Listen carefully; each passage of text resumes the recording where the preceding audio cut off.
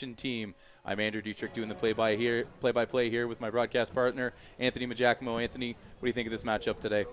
I think this is the matchup most people who are looking at the Ofsaa Bowl or wanted to see.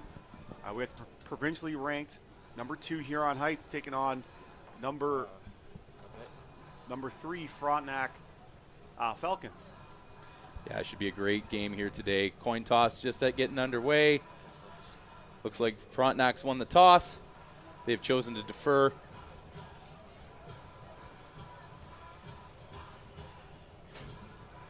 Just getting the decision. They're going to switch ends. Saw one of the Huron kids point to the bench. They're going to receive, it looks like. And they are. There we go. Huron Heights gets the ball first. Handshakes from the captains. We're just about ready to get underway here at the Southern Bowl. The marquee matchup of the day. Third game here at Alumni Stadium in Guelph. And should be a really great game. The weather has turned in our favor a little bit. The middle game, incredibly rainy, turnover filled, but looks like the rain has let off a little bit here, and I think should be in store for a great game. Yeah, we have Huron Heights, who everyone knows just solid top to bottom. Everyone knows about their inside veer run game, and they can pass every once in a while. And they're absolutely loaded offensively and defensively. And Frontenac, they just tend to churn out quarterbacks, and they have a pretty balanced attack. So it'll be one of those games of an immovable object and an unstoppable force. It should be a fun one. We're just about set for the kickoff here. Coach has given some last-minute instructions to the kickoff and kick return teams. And we'll get set here at Alumni Stadium in Guelph.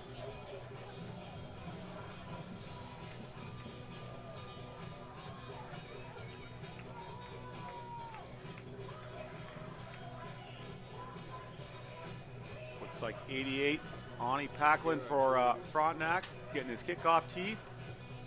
One last thing. Oh, he's talking to the Huron coach, getting their ball. Yeah. You want the ball. You want your ball being kicked to you.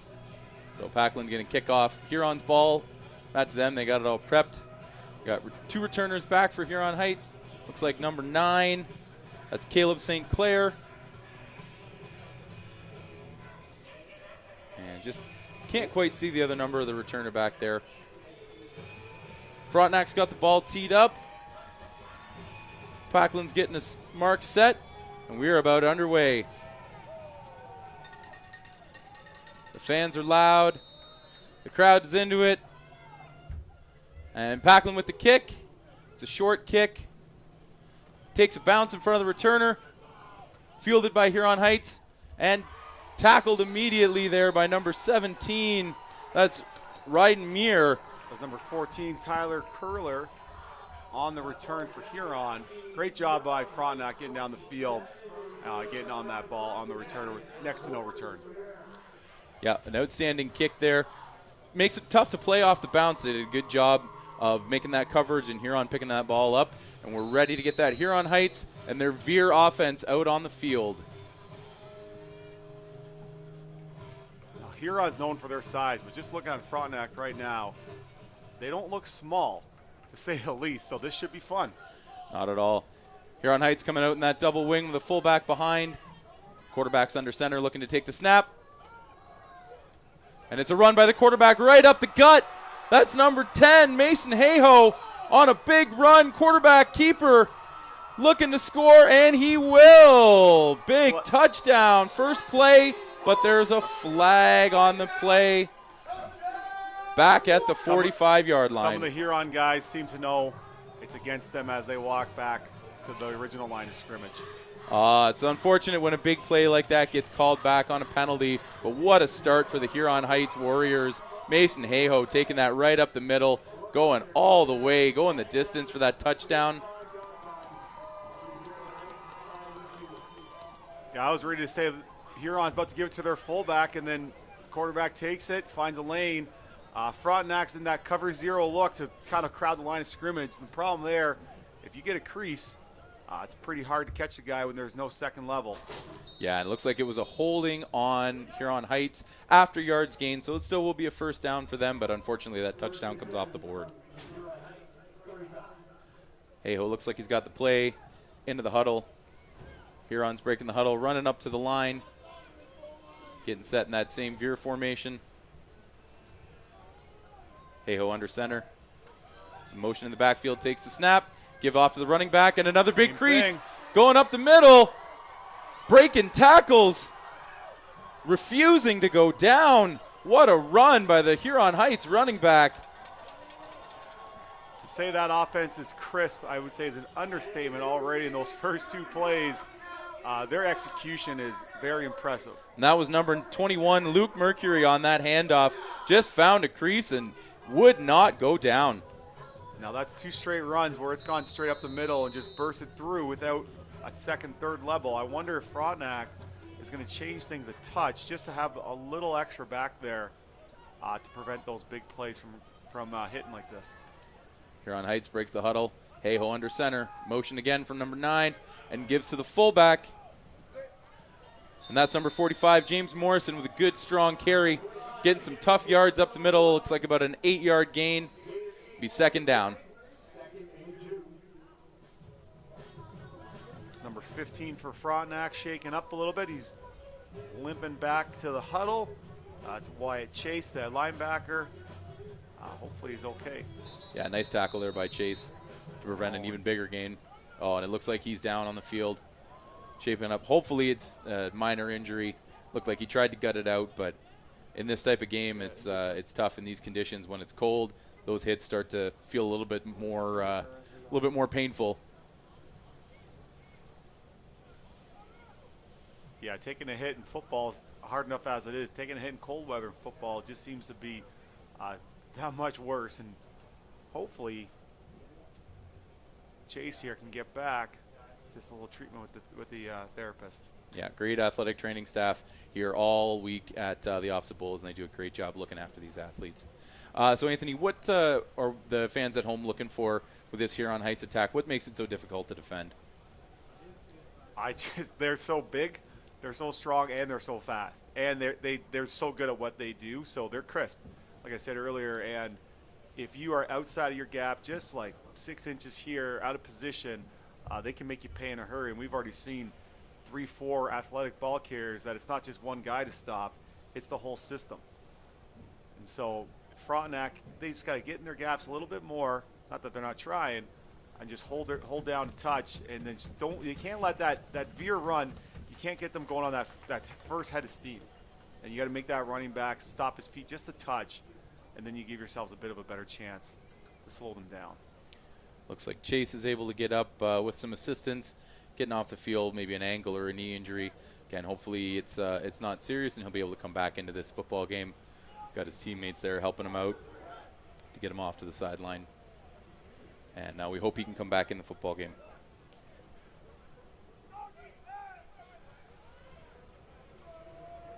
And here's Huron. They're right at the line of scrimmage. They're ready to go. Yeah, they are certainly raring and ready to go.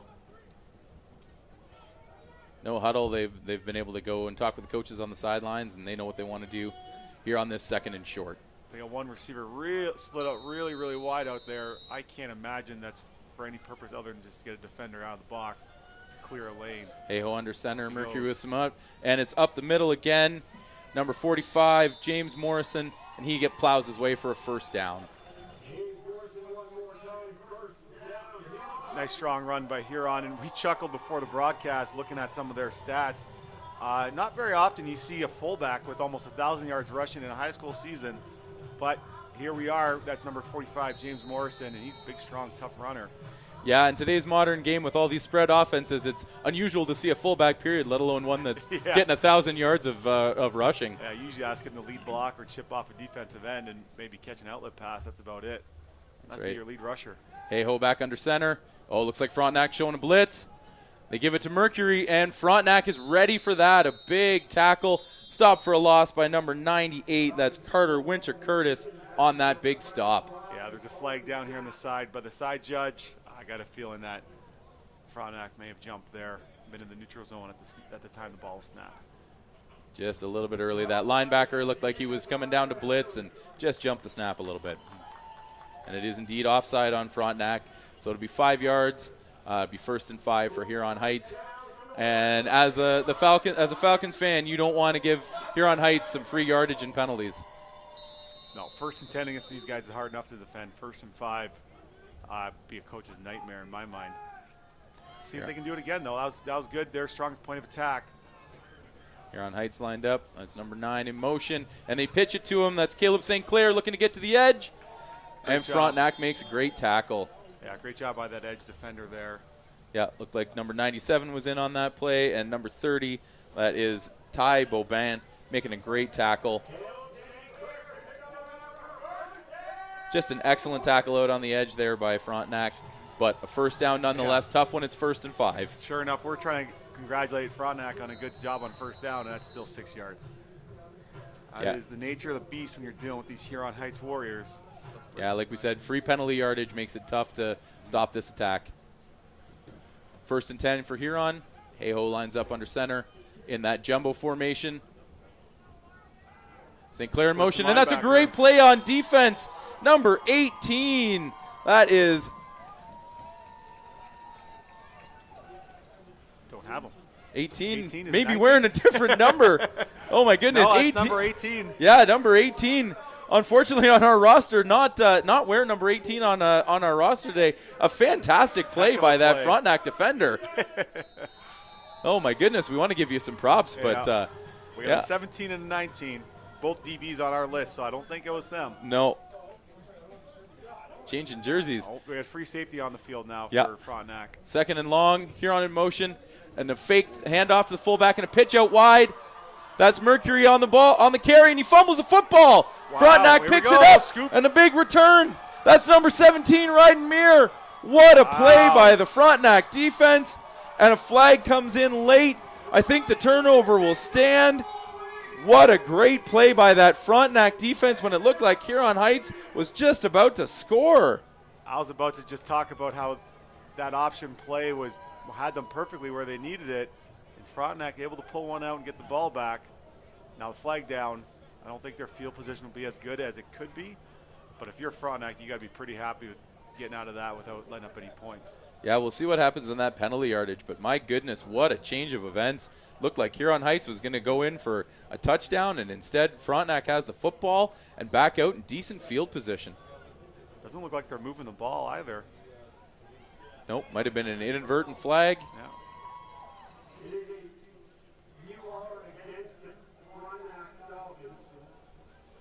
Oh, spoke too soon. Yep. Still getting the call from our referee here. Play.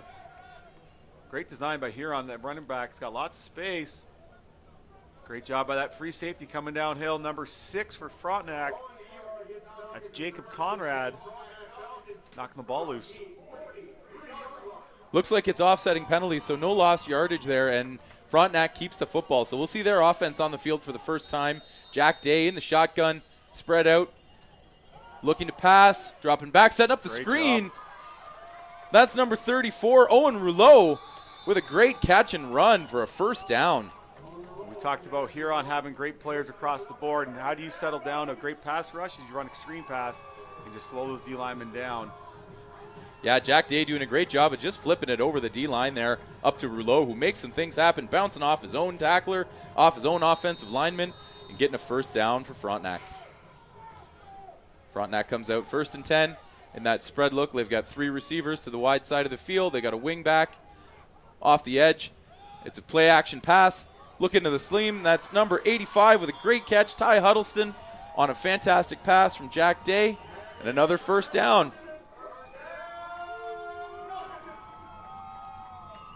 Great little play-action pass there.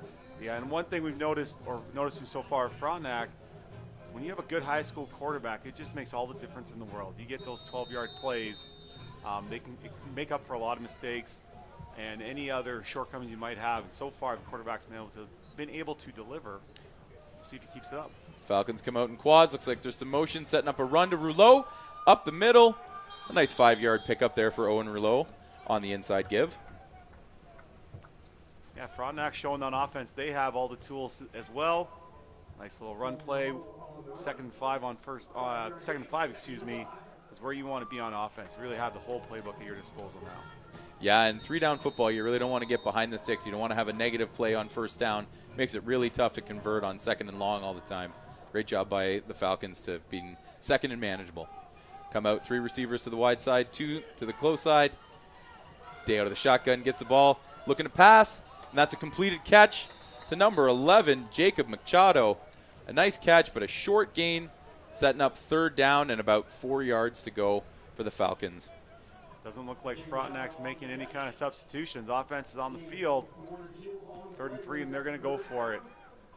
In a game like this where you're the perceived underdog, I think it's important to get up on the board early. You get a big turnover, try and get some momentum on your side, and maybe put Huron on their heels a little bit. Definitely. If you think that they're going to have, if Huron's going to have success on offense, you have to take every advantage. Take advantage of every opportunity you have. See what Frontenac can do. Falcons here. in the shotgun here. Day back to pass. A nice quick out, and that's a great catch out on the sideline by number 2, Logan Goff, and he gets a 1st down. Dragon Tacklers refuses to go down, and 1st down, and he'll let you know. See here on the replay, Day delivers a little boundary out. Nice and easy when they're playing a zone like that. You just find the open or find where the high defender is and you attack him with your low route. Makes it pretty easy when you have a quarterback who can deliver like Frontenac does so far. Yeah, that was the corner Noah Henry there that almost got a fingertip on the ball, just a little outside of his reach, and a nice completion to Goff. Frontenac comes out 1st and 10. Got backs in the backfield. They're motioning out to the wide side of the field. Looks like an inside give to Rouleau. It is. He bounces to the outside, running over tacklers, and a great gain on 1st down. 2nd and short on a great run by Rouleau. Yeah, Frontenac just executing right now on all ends, on both sides, on the run game and pass game. Okay, we get 9 yards on 1st down. Much like we were saying about Huron. It's pretty good offense. Well, we expected this to be a great game, and so far Frontenac is equal to the task physically to Huron's front 7. Their vaunted front 7 that features a lot of first-team All-Ontario players. Frontenac is really holding their own. Day comes up under center with a quick quarterback sneak. Gets the 1st down and more. Keeps his legs driving. A 1st and goal inside the 10-yard line for the Falcons. What a play by Day to come up from the shotgun right under center and get those yards. That's right. Frontenac QB there just saying, hey, I can run a little bit too, and he gets himself a 1st down. Now we're in business here if you're Frontenac. Yeah, Mason Hayho, you're getting a challenge here, quarterback to quarterback, running that ball right up the middle. I'm sure Mr. Hayho there will have more to say when he gets his hands on the ball again. Oh, that's for sure. Falcons come out, motion again to the wide side, 2 receivers. Shotgun snap, Day takes it, gets it into Rouleau. On that inside give, bounce off a tackler, gets to the outside and gets a nice gain, about a 3-yard gain when it looked like he would be stopped in the backfield. Great run by Owen Rouleau. Yeah, big strong run there by Rouleau. Just saying, if you want to take me down, you got to get those arms around and you got to fit me up. I'm not going down with the shoulder. Puts him in a 2nd and goal situation around the 5-yard line. A nice tackle there by number 0, Kenan Tan, coming up and making that play, stopping Rouleau from getting any further. Falcons come out in that spread look. 3 receivers to the wide side of the field. Day in the shotgun, gets the snap, looking to pass, sets it up, going for the deep corner, just a little too far outside. Looking for number 10, Henry Casterton. Looks like there's a flag down in one of those big black squares in the Guelph end zone. We'll see what the penalty is.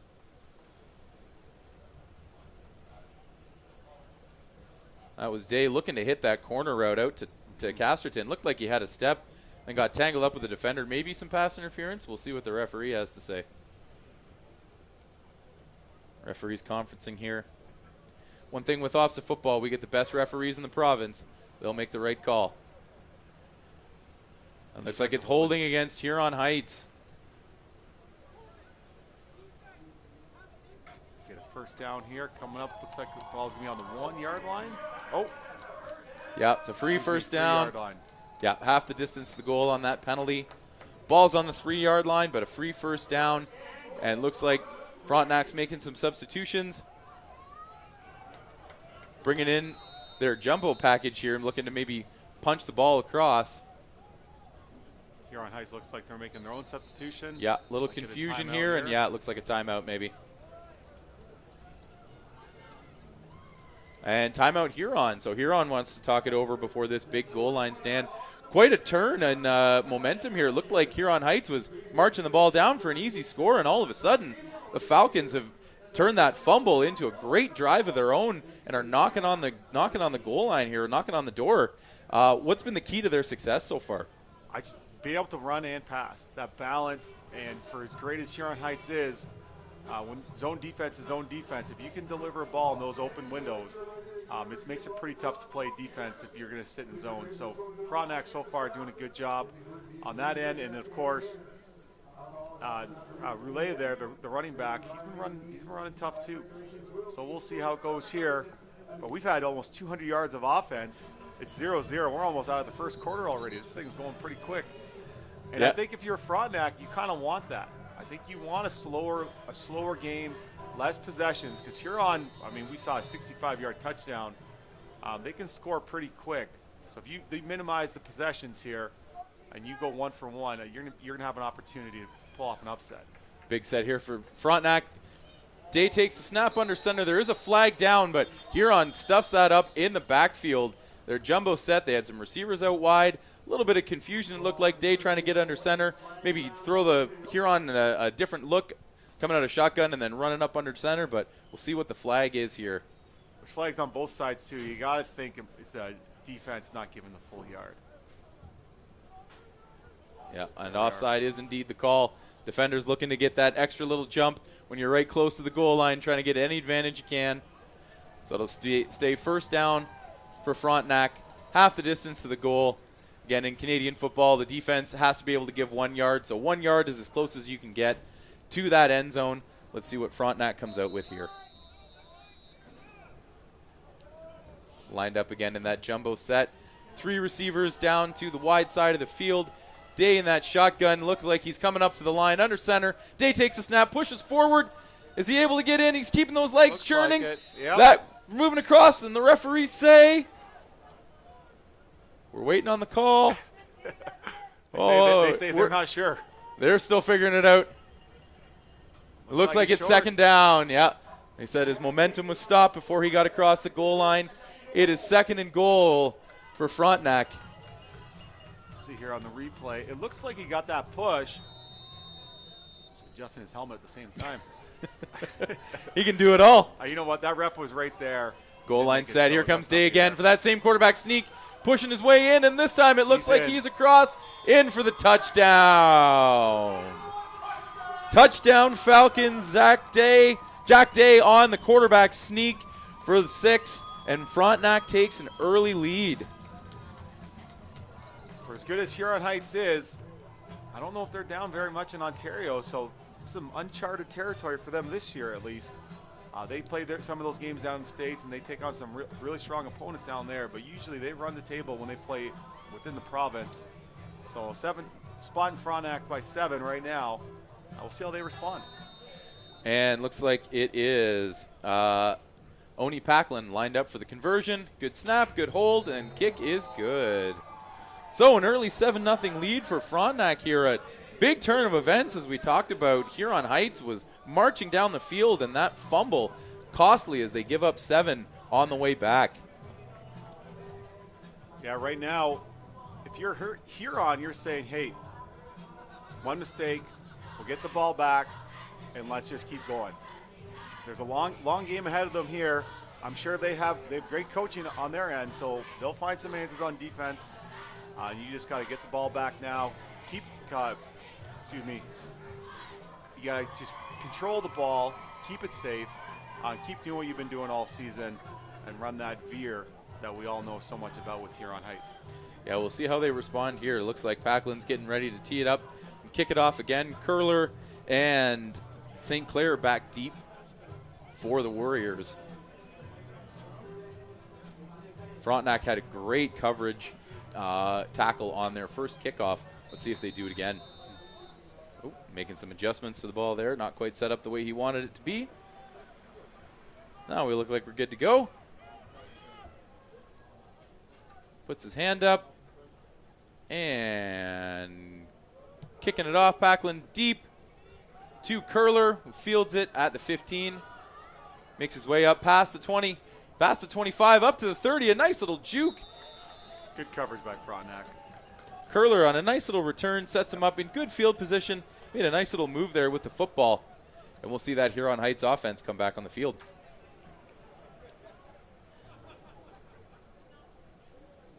Curler secures it. That's a nice little jump cut there. A great return by the Warriors, and they are out on offense again. Here's that veer. We'll see if Frontenac has any more answers for that veer offense. And Hayho under center. Motion in the backfield, takes the snap. Hand off. That's number 45, James Morrison, with a great run of about 6 yards on first down. And that 1,000-yard fullback. That's it. What I love is the 4-point stance by the fullback, and I'm not trying to insult them whatsoever. They're an excellent team. But that's just scary business back there when you see that guy and you know he's going to run. He's going to run as hard as he does. Absolutely. He knows what he's doing with the ball in his hands. Great pursuit tackle there by Owen Goolsby. Grade 11, making a great play to chase that ball down, make a sure tackle. And a handoff again up the middle. Huron running strong again. That is Morrison running hard with that football, picking up a first down for Huron Heights.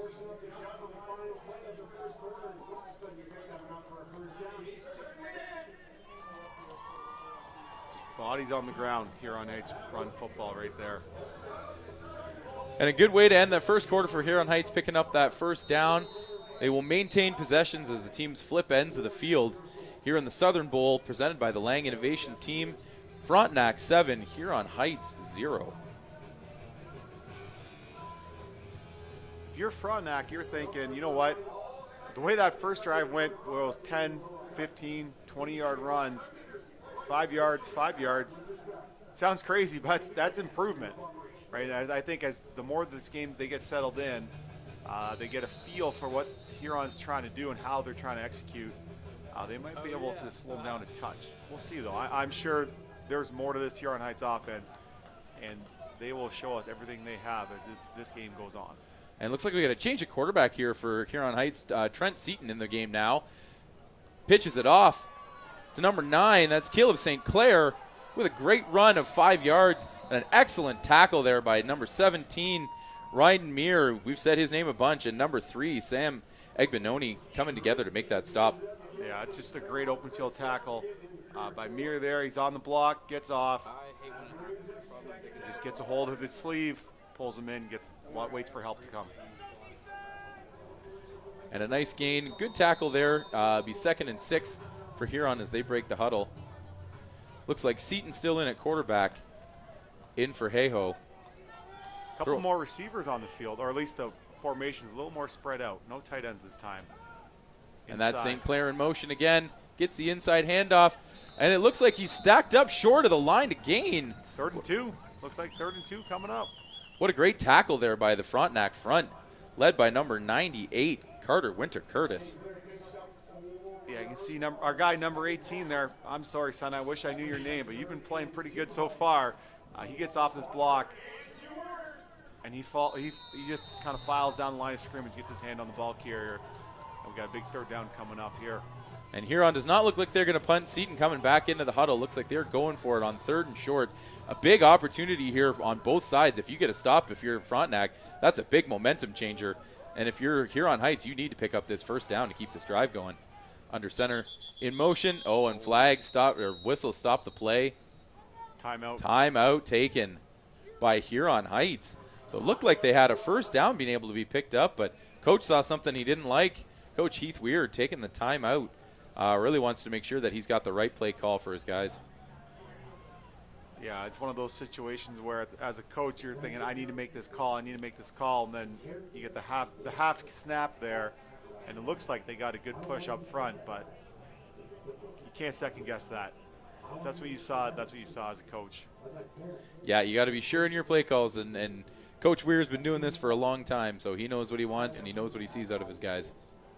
Definitely. If you're Frontenac right now, you'll be pretty pumped. You got to be pretty happy with what's going on. You got a 3rd and short. You make this play, your offense looked really good in your opening drive. You'll be in great position to really put the pressure on Huron Heights. But it all starts with this getting a stop here on 3rd and 2. Yeah, it looks like if you're Huron Heights, you want to run behind those big first-team All-Ontario guards, Jackson Weir and Aiden Brown on either side of the center. Get some good push from that front, from those front 5, those big offensive linemen, and pick up that short yardage 3rd down play. Yeah, most high schools with this All-Ontario voting that happens every year, they're real excited if they get 1 or 2 kids. Huron just has players up and down the list. They're quite talented up front. Seaton under center, fakes the toss, pass. Coming around the edge, and Seaton is going to be sacked on the play. What a great done, defensive Frontenac. stand. Number 50, Carson Gearing, making a great play on defense for the Frontenac Falcons. Well, I said it comes with they have to make that stop on 3rd and 2. They've made the stop. Now it's time to put the pressure on Frontenac. You convert here, 14-0. This is going to be one heck of a game we got. And number 94, Owen Goolsby, was the one that put the initial pressure onto Seaton and forced him to tuck that ball down. And then number 50, Carson Gearing, finished off that play. Big 3rd down stop. And here come the Falcons out on offense again. Yeah, and you got to think Huron was thinking that they were going to sell it, stop the run, and be an easy pass completion. Day in the Great job. shotgun, gives to Little Rouleau. reverse. A reverse. Oh, the back pass, to the wide quarterback. open. Throwing Oh. back. Oh, and a little trickery out of the Falcons. Maybe trying to catch Huron in an aggressive play call. Doing the reverse, throwing it back to the quarterback. Day trying to get it back out to Rouleau. Ball was going all over the place, and it ends up incomplete in 2nd and 10. There was one receiver. I can't see him on that replay right now, but he was flying down the sideline by the Huron Heights bench wide open. They just ran out of time with all those back and forth passes. Coach Johnson dug deep into the playbook for that one. But after all that, it turns out to be 2nd and 10. Falcons in the shotgun. Gets the snap. Day looking to pass. He's got an open receiver. Tipped. Oh, and almost pulled in. Tipped on the play. And that was number 89 almost pulling that in. That's Gabe Seaverite on the play, on the reception. Huron had a chance at it. We had receiver number 2 was sitting there wide open on that inside hook. Yeah, and that's number 19 for Huron, making a great defensive play, Lincoln Glover, on that tip pass. And 3rd down, looks like Frontenac's going to line up to punt. Great job by the Huron D standing tall and getting the ball back for the offense after that 3rd down stop. Bit of a high snap, handled by Kutsa Yurba. Gets the punt off, bouncing down on the ground. Curling picks it up, Great looking coverage. for space, and tackled immediately by the Falcons. Yeah, great coverage by Frontenac there. Lots of white jerseys all around the ball. Good job being disciplined given their 5-yard window. We got Hurons buried pretty deep in their own end here. And just for those listening at home, as Huron takes the field again, when we say that they're running a veer offense, what does that mean, Anthony? It's a great question. I'm not well versed in the veer. I do know it's with the wings and that one running back, and then it's all predicated off of an option look where the quarterback, they change up who that quarterback's reading. Sometimes it's an end, sometimes it's a tackle, and the quarterback always has a choice to give it, or you'll see a running back or one of those receivers come around, and you got the toss here on this one. And that's a toss from Hayhoe out to St. Clair. St. Clair making some people miss, but a great tackle on the edge. Saying no is number 3, Sam Egbanoni. Another big play from him. And the Falcons defense making it 2nd and long. Yeah, they're doing a really, really good job on the edges right now. Anytime Huron's trying to get it outside. I'm sure Huron's thinking they've been able to have success like that all year, and they're not ready. They weren't as ready for Frontenac here to be so strong on the edges on defense. And number 10, Owen Evans, getting up the field from his defensive end position and really forcing St. Clair to bounce that outside. 2nd and long here for Huron. So if you look at the front here, between number 10 and where that nose tackle is for Frontenac, there's about 2 open gaps. We'll see if Huron tries to attack it. Day hands off up the middle. Here's the option. On the pitch. Fumble. Oh, and it's a fumble. And Frontenac jumps on it. Let's see who gets it. Huron very fortunate to be And able to pick up the ball there. Ooh. They're saying third down. Third down on the play. St. Clair able to gather that back in on what could have been a disaster for Huron Heights. It's a great job by the quarterback. That's Mason. Oh no, yeah, that's Mason Hayhoe there. He pulled in the linebacker, just a little shy on the pitch. Couldn't get all the way out to St. Clair, and then he's just able to jump on the ball before Frontenac does. Now they're in a punt situation. We'll see if they just take a safety. Yeah, Huron Heights maybe not wanting to give Frontenac great field position. We'll see if they concede the safety, and in fact they do. And it's now 9-0 for Frontenac on a bit of a surprising turn of events here in terms of score, getting on to midway through the second quarter here. Well, you talk about how important penalties are and how important it is not to take them. That first play of the game was a 65-yard quarterback touchdown run called back, and then Huron goes up the field, or down the field, excuse me. Looks like they're going to score at will. They fumble the ball, and now they're in tough. Now they can't even get a first down after a couple drives.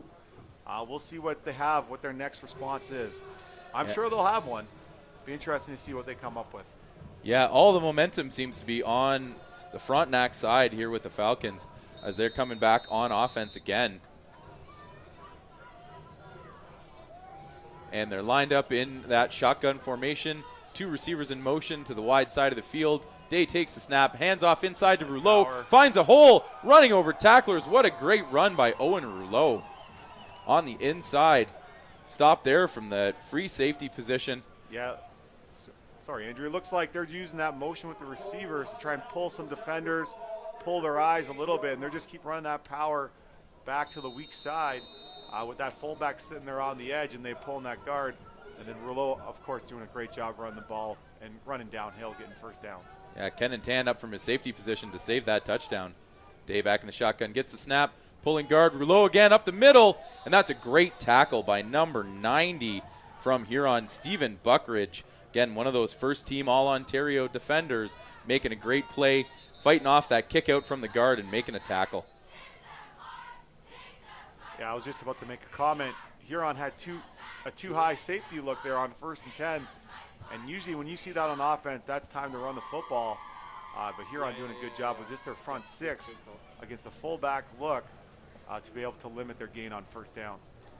And it looks like we have an injured Huron Heights Warrior down on the field here. Can't quite see a number from where we are, but that is Stephen Buckridge tending to his teammate, and the athletic therapy staff is on the field quickly. You see Coach Heath Weir making his way out. Doesn't look great. No, unfortunately, injuries are a part of the game here in football, but you never want to see major injuries, and we hope that this young man is okay. So, Anthony, what's been the key to success here for Frontenac in this offensive attack that they've been able to move the ball almost at will on this Huron Heights defense? Oh, I'm going to sound like a broken record, but I think it's balanced. They run the ball when they need to, and they've shown that they can pass the ball and they can pick holes in that defense in the zones. Oh, here we go. We're helping the player up. But, yeah, when you can't focus on just one thing. Getting helped up, and that is number 97, Gavin McGregor, their nose tackle. And that'll be a big loss on the inside if he's not able to come back, especially as Frontenac's been able to run that football. Yeah, we say Huron Heights is deep, but at some point when you're in these high leverage games, you do need your top players to be on the field. So we'll see who they have in, who can step in. And we got a 2nd and long here coming up for Frontenac. And we hope McGregor will be okay and he'll be able to come back in this football game. So we've got a 2nd and 7 here for Frontenac. Day in the shotgun. Taking a look. 3 receivers up to the wide side of the field. Offside up there. There he goes. Day in the shotgun. Takes a look. Gets it out quickly. That's a great catch by Logan Goff. And down after a first down. Logan will let you know when he gets that first down. Great pass and catch. Yeah, and you see Frontenac there, Jack Day just finding, again, a soft spot in the zone, just making it look easy and able to make those completions, those 8-yard plays. They're so vital to be able to sustain drives. And Frontenac's doing a really good job executing right now. Yeah, Goff's been Day's favorite target so far today. Day back in the shotgun, some motion by Goff this time. Day gets the snap, he's looking his way, puts it up out on the corner, a little overthrown, and that is picked off by number 19, Lincoln Glover, making a big defensive play for the Warriors. Yeah, and Jack Day, he had him. He had the corner by his tight end. That ball sailed just a touch on him, and then the Huron player in a decent position to take advantage of a bit of an errant pass by Day. Yeah, Day, all kinds of time to throw. Just sailed that ball a little bit. And Glover with a great over-the-shoulder catch. Sometimes those DBs end up being DBs because they can't catch, but Lincoln Glover is making that untrue as a defensive back with some hands out there. I bit my tongue earlier when Huron dropped the one pick. Didn't want to make that comment right away, but you know, at some point you got to make it. DBs are DBs for a reason. Here we go, Seaton under center. With the handoff, and the keeper fakes the handoff and keeps it himself.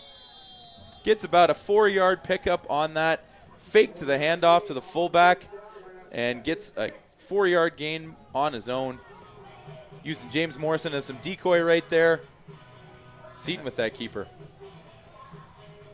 Yeah, and he thought he saw the end bite, so he thought that was his opportunity to take it. Frontenac doing a much better job here.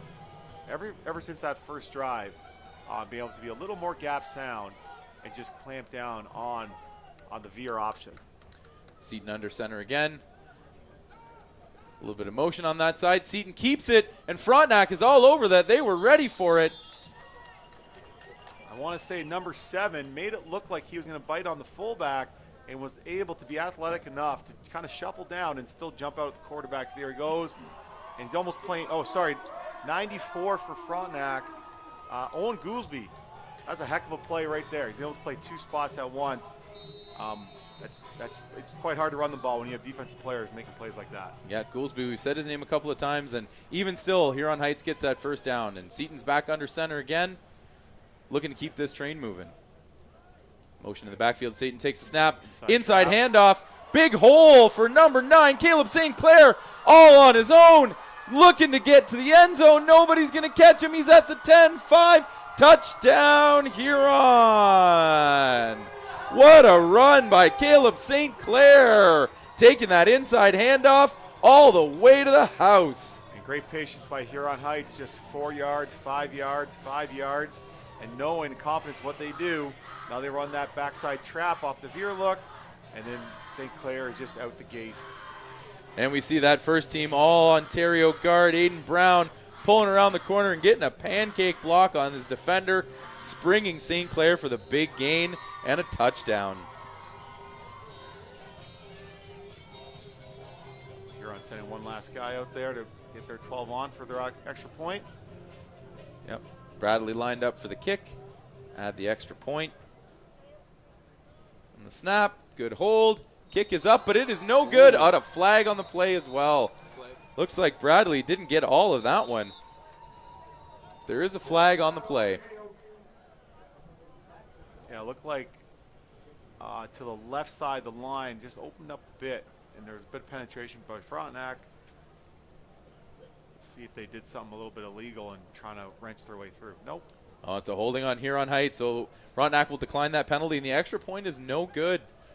So stays a 3-point game here in Guelph, with the Frontenac Falcons leading the Huron Heights Warriors 9-6. 4 minutes left to go in the half. And I got to think that single point might be a big turning point here in this football game. What do you think, Anthony? Yeah, every point matters. When you're in a low-scoring game like this, we've had now a missed extra point. We've had a safety. Yeah, every little bit matters. We'll see what happens here in the second half.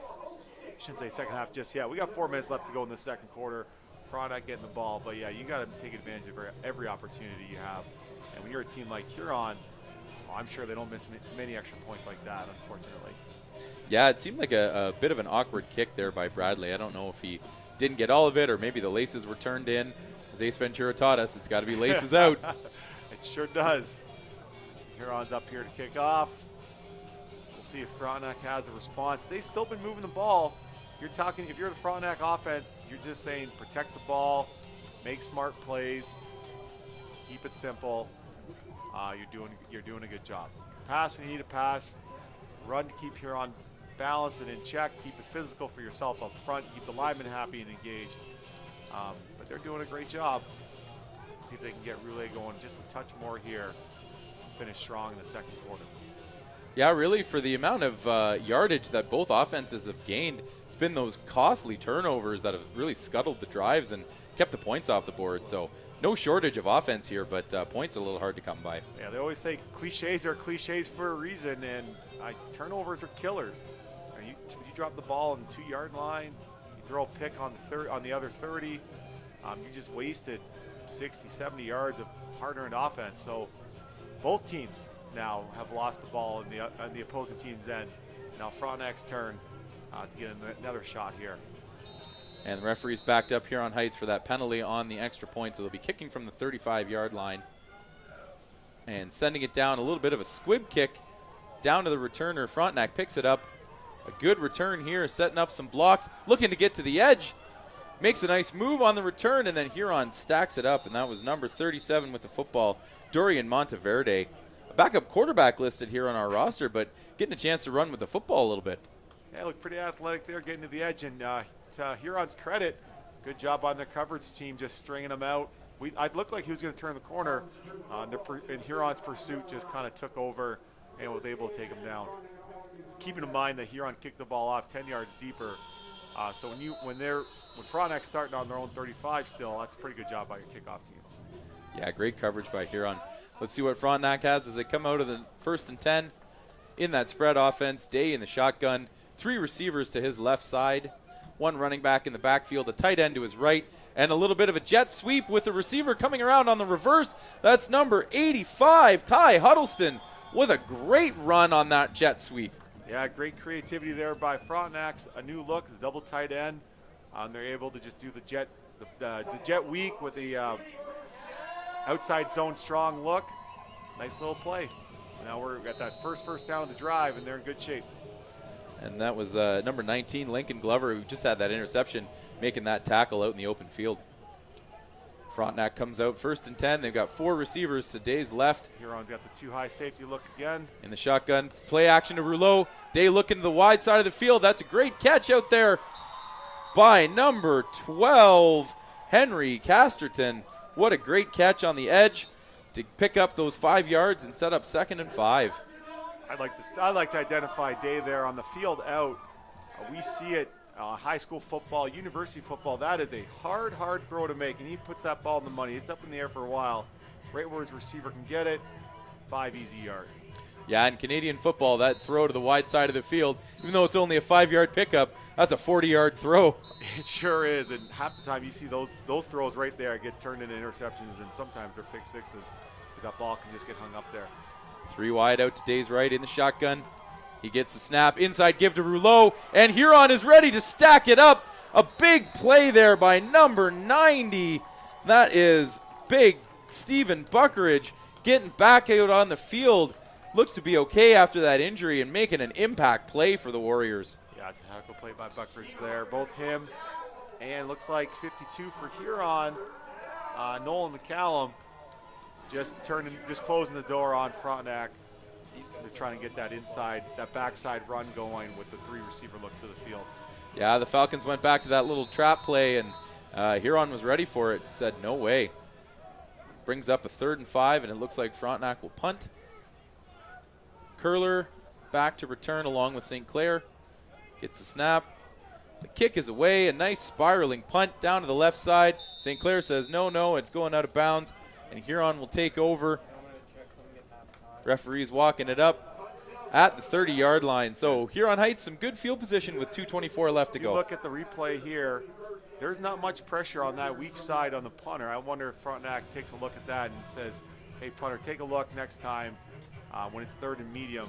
That's a good opportunity for the punter to just kind of take off while all the punt returners' backs are heading downfield to set up for a return.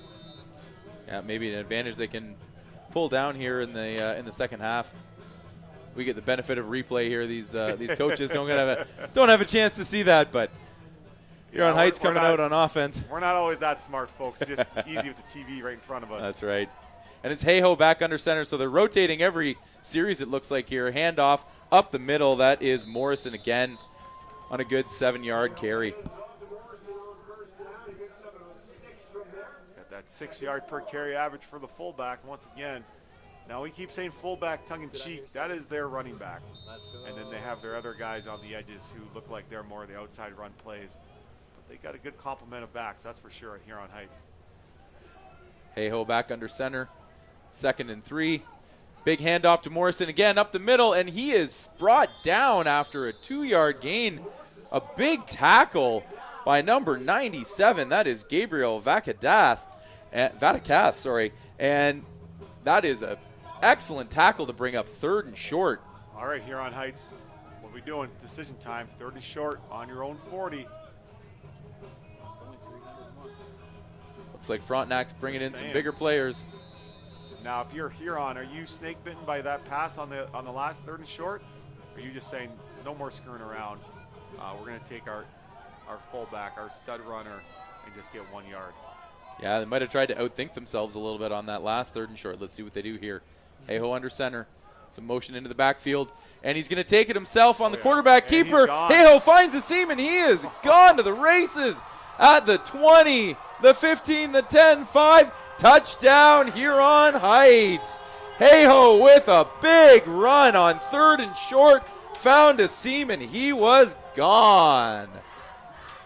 As soon as he took that step back, you just saw that wall of maroon walk down the field, and you knew he had a play. I didn't know it was going to end up in a 60-yard scamper. But that's a great job in execution by Huron. They had that extra lead block with the fullback there on a design QB run. No veer look, no option. Straight quarterback the whole time, and Hayhoe finds pay dirt. Huron now has the lead. Hayhoe getting a chance to celebrate a touchdown that counts this time as the extra point is up and good with more flags out on the field. Let's see what the penalty is here. Too many men on the field against Huron, so all kinds of problems with their special teams and kicking this extra point convert. I usually don't see too many flags on an extra point, but we're 2 for 2 so far. Yeah, so looks like see what Frontenac's decision is here. I think they're going to make them re-kick.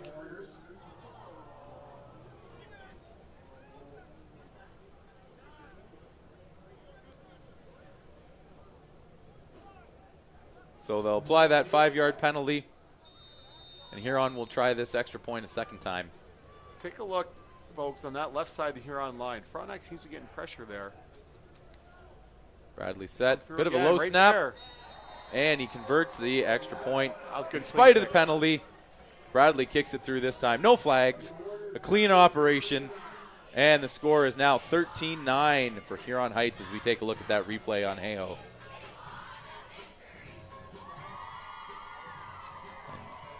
Most teams in the province trying to find one athletic quarterback. We got 2 for Huron right now. Either kid, both Seton and Hayhoe, those guys can run. Holy smokes. Yeah, an interesting strategy by Coach Weir in this situation with Seton and Hayhoe almost alternating drives, as you say. He says they're both grade 11 kids, and Trent Seton looks like has been the starter a little longer. Hayhoe must just have an extra gear. And it's pretty hard to deny that. We've seen him now run twice 60-yard runs when he gets a crease. So he's showing his ability, that's for sure. And Kamani James setting up the ball on the tee, ready to kick it away. Frontenac still has 1:34 to go. That was a quick scoring drive by Huron. So Frontenac does have some time left on the clock before halftime if they're able to move the football down the field and maybe bring this game back to a tie or take the lead. Oh, and a muff punt there on the field. And he's got to recover it. That's number 11, Jacob Machado, jumping on that football. It hit his hand, and he needed to jump on that football so it wasn't turned over to Huron if they were able to get onto it.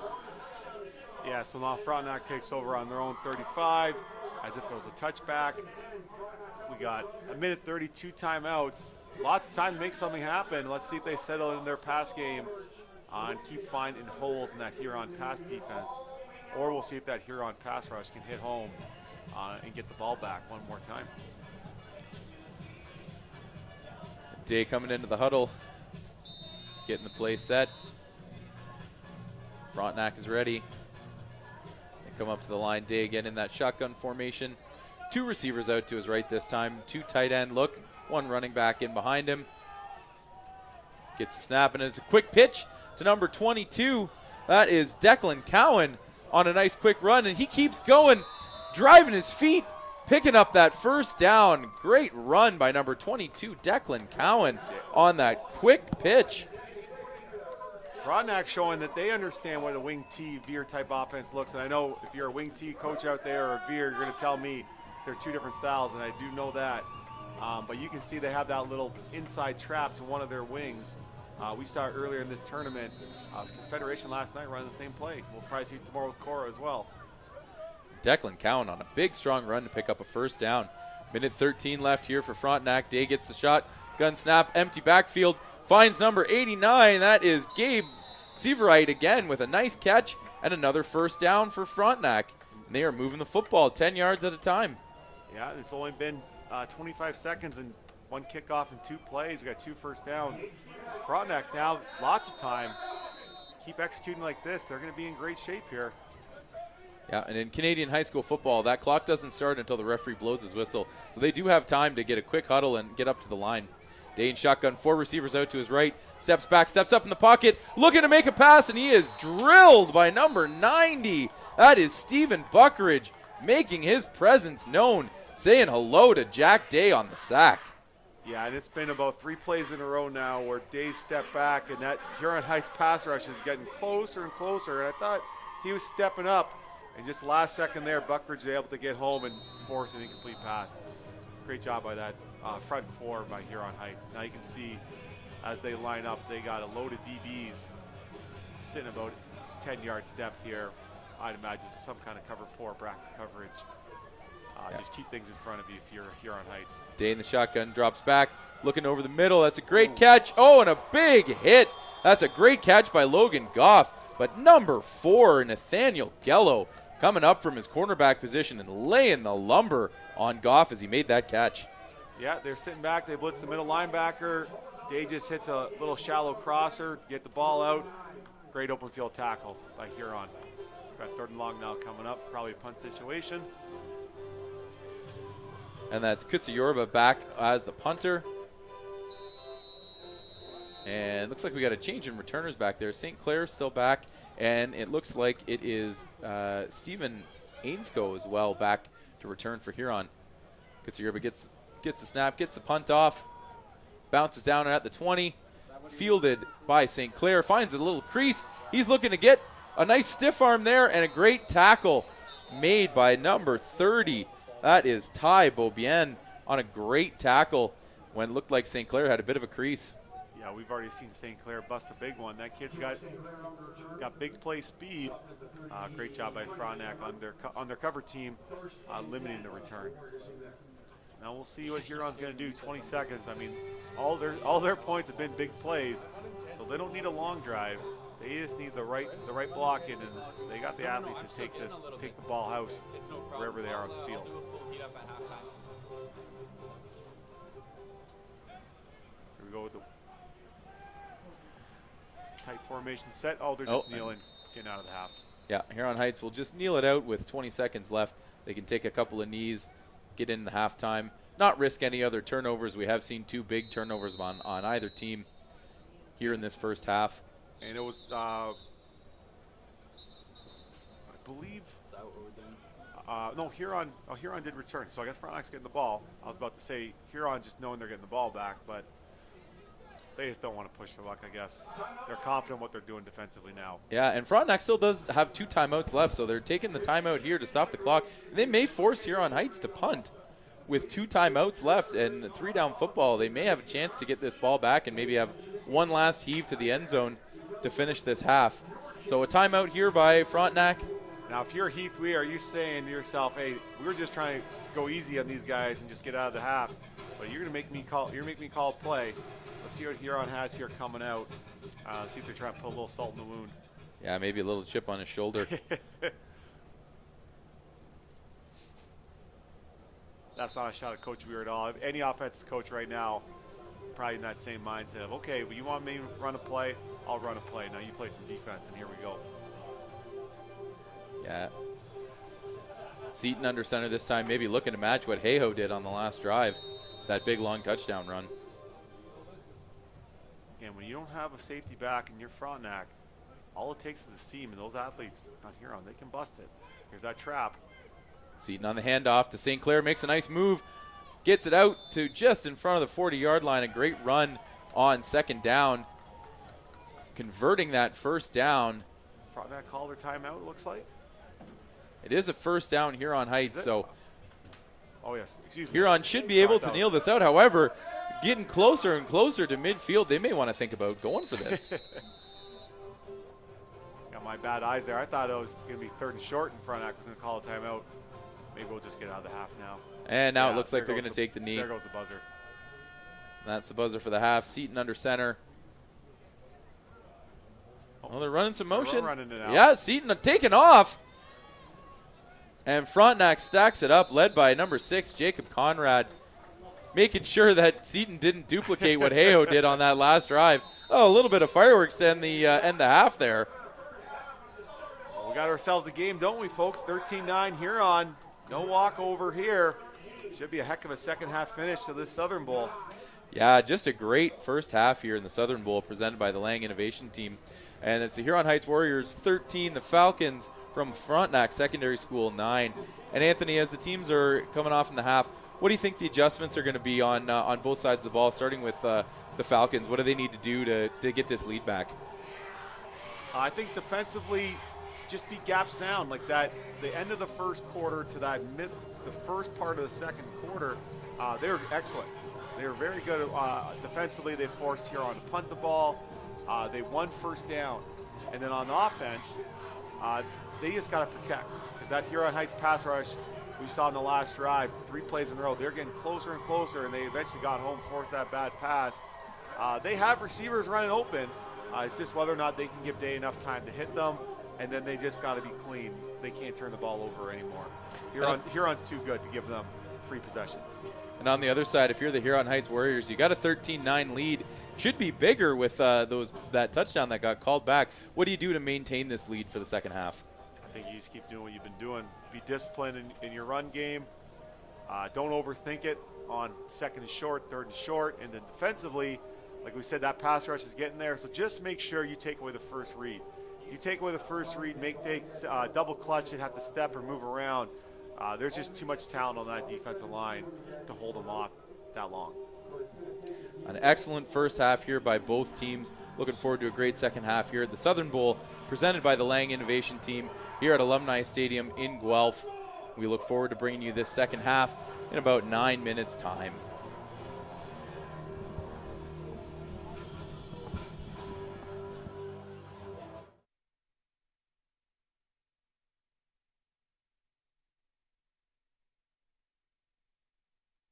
And it was our coaches who made it happen.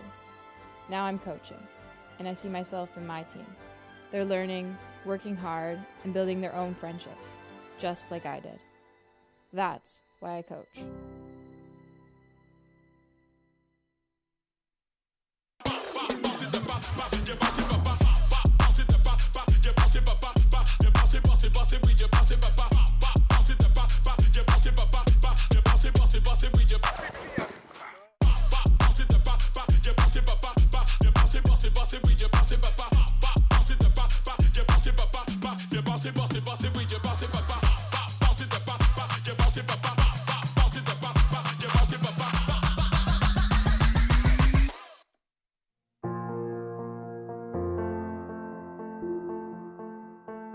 Dear student, I'm glad you decided to join the team. I know at first you weren't sure if it was your kind of thing. Honestly, I thought the same thing about being a coach. Would I have the time? Could I handle the workload? Well, the answer is yes. And it's been so worth it. I've seen how school sports help students build confidence and improve their grades. And the research backs it up. But what I didn't know is how getting to know my students as a coach could actually make me a better teacher.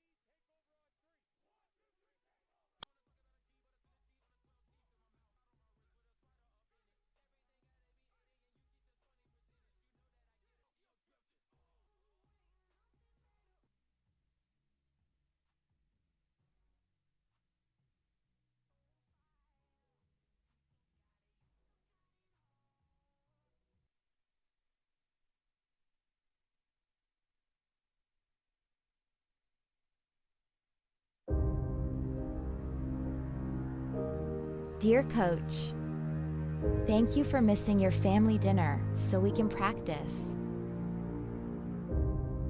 Thank you for being on our side.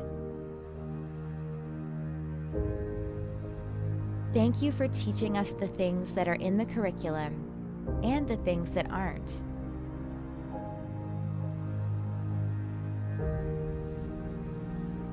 Because while we were getting ready for the big game, we were actually getting ready for the rest of our lives.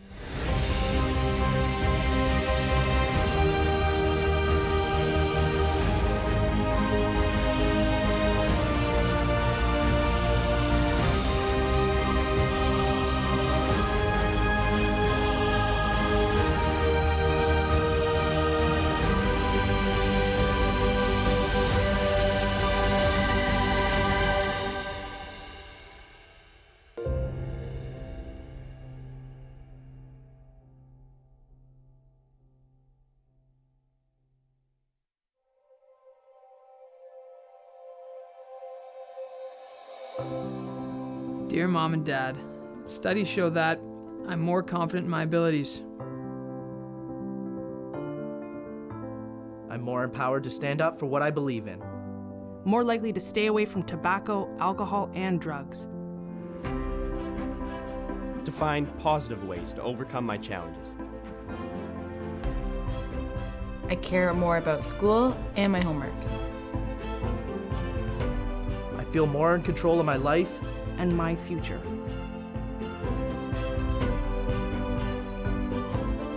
And it's all because you realize that school sports are about more than championships.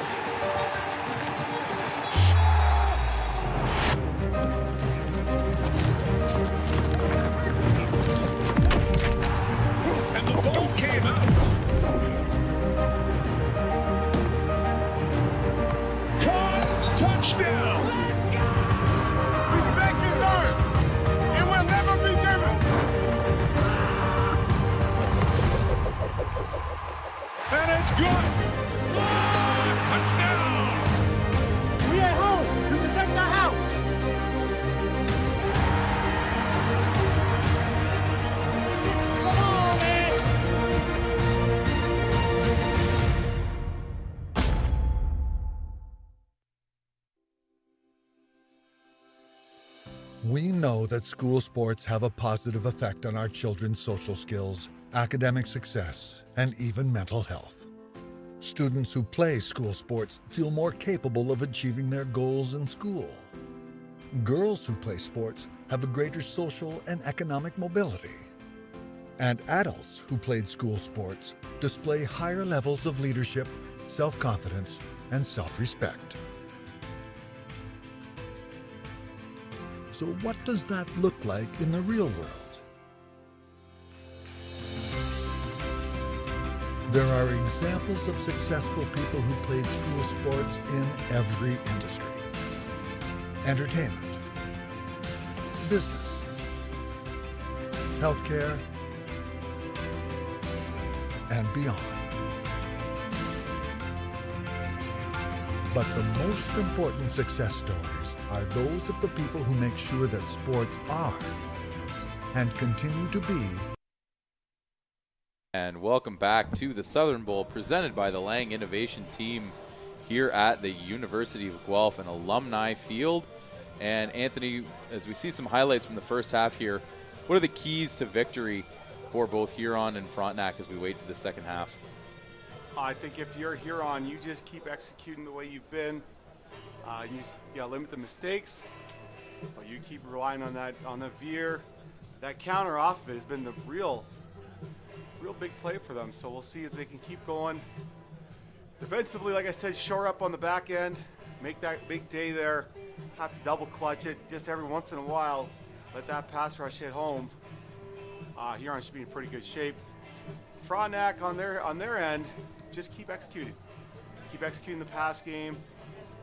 And I don't think they want to play bully ball for the whole second half of Huron. Every once in a while, show them that they're physical too, but you see here on that interception, we got to get those balls right in the hands of the receivers because they have receivers that are open. Just got to keep getting it there and make Huron have to stress on the back end. Yeah, it seems to me a big key will be what they can do, Frontenac, what they can do to slow down number 90. Stephen Buckridge has just been a menace on the defensive side of the football for those Huron Heights Warriors. Yeah, he might be one of the most impressive kids we've seen here over the last 2 days and 6 games of football so far. He's pretty impressive. Stop the run after the quarterback. You ask him anything you need a D lineman to do, he sure can do it. That's a special kid right there. Yeah, and on the other side, Owen Rouleau has found some space to run, made some really nice cuts, had some opportunities to break some big ones. We'll look for him to continue to run the football in the second half here. Yeah, and here I am saying you got to keep passing the ball, but they got a tough runner in their own with Rouleau. Frontenac can't totally abandon the run, but I do think they need a few shot plays, we like to say, just to keep Huron a little more on their heels and don't let that pass rush just pull their ears back and go after day. And a one-score game, certainly anybody's game in this second half. We'll see how the teams come out, what adjustments that they've made. Coaches have had a chance to talk to their players, see what's working, see what they want to exploit in this second half. And referees are talking to the captains, figuring out, again, Frontenac had deferred in the first half, so they will have the choice coming out here, and it looks like they will receive, going right to left on your TV screen as they're shaking hands, and we're just about set for the second half kickoff here in the Southern Bowl, presented by the Lang Innovation Team. One thing we haven't mentioned yet so far with either team or special teams, and I think so far Frontenac's kicking games look a touch stronger than Huron's. So if they can keep it within this weird score of like a 2-point, 3-point, 4-point kind of game, and it comes down to need to make a field goal, miss a field goal, get a rouge, all those kind of funky things that can happen at the end of a Canadian football game, I do think that favors Frontenac. Certainly, Huron's had an adventure in their extra point in their kicking sure game today. I don't think they want to line up for a 30-yard field goal with no time on the clock to try and overcome a 2-point deficit. But you're Frontenac, I think that's exactly what you want. You want to keep it in that weird, those ugly scores. You got to just, it can't be a track meet. That's one thing for Frontenac. It can't be touchdown for touchdown. They obviously need to score a touchdown now to take the lead, but they can't just go punch for punch with Huron that way. They need to, like I said earlier in the game, shorten the game, long possessions, execute, and then just make Huron have to grind the field. Yeah, time of possession key for Frontenac in this second half if they hope to overcome this deficit and hold on to a lead if they're able to get it. Definitely, but one thing's for sure, it's a close game. I don't know if the odds makers would have had it a 4-point spread or not in Huron's favor, but we definitely got one here, and as long as we can stay a one-score game, it should be one heck of a finish no matter who comes out on top, Huron or Frontenac. And Huron looks like they are ready to kick it off. Kamani James has it teed up. We are about ready to get this second half underway as he puts the boot, a nice driving kick, fielded on a hop at the 20-yard line. Oh, a little bit of trouble there by number 85. That is Ty Huddleston. Gets taken down at the 25-yard line. Nice coverage there on Huron. Yeah, good job overcoming a bit of an odd kick.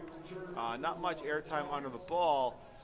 Usually that's to a disadvantage of the coverage team, but it just sits on the turf long enough, and then we stumble it just long enough that the Huron cover team is able to get down the field, be sound in their gang tackling there. Yeah, good sure tackle again by number 19, Lincoln Glover on the special teams. And Frontenac takes over 1st and 10 on the 26-yard line. Jack Day back in the shotgun. 3 receivers to his right side, 2 to the left, 1 running back behind him in Rouleau. Gets the snap and gets the handoff to Rouleau going to his left side, and that is shut down right at the point of attack by guess who, number 90, Stephen Buckridge, making his presence known again. How many times we got to say that kid's special? Man, he's good. He's a heck of a player. And it looks like number 18 as well, playing on the edge there for Huron. That's DeAndre Miller making a nice play as well. Yeah, and he's got it listed here as a grade 11. You're making plays like that as a grade 11 in this kind of a game. It's a heck of a player too. So it brings up 2nd and 12 for the Falcons. Coming out in that spread offense, 3 receivers to the right, 2 to the left for Day in the shotgun. Gets the snap, rolls out to his right, looking to find a man. Has it downfield, and that is broken up. A great play there by number 56. That is, or 57, Aiden Brown. Yeah, and if you're Frontenac, this couldn't have been the way you need to start the second half.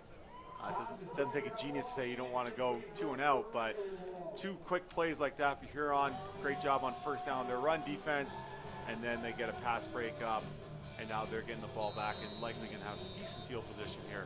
And my apologies, that was number 52, Nolan McCallum. Those gold numbers on the burgundy jerseys are a little hard to see sometimes. My apologies there, Nolan. That was a great play. Kutsa into punt. Gets off a good one. St. Clair lets it bounce, and it'll bounce out of bounds right at the Huron 47-yard line. They will take over on offense. So a quick 3 and out there for the Falcons, and here come Huron back on the field. It looks like I saw number 10, Mason Aheo, jogging off. So I guess we'll see Seaton here to start the first drive for Huron in the 3rd quarter. Yeah, there he comes from the sideline, getting the final instructions from Coach Weir.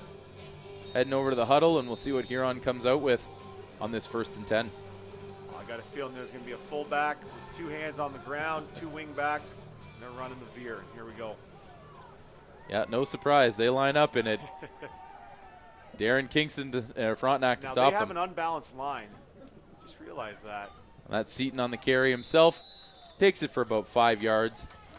So I was wondering why it looked odd earlier in the first half there.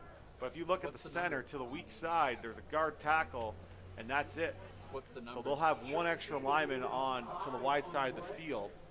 Just missing the replay, but I wonder if that's how they consistently line up, or that's just at least what they have right now. Maybe trying to get more bodies to the point of attack. So here we go. There we go, 2nd and 6. Seaton under center.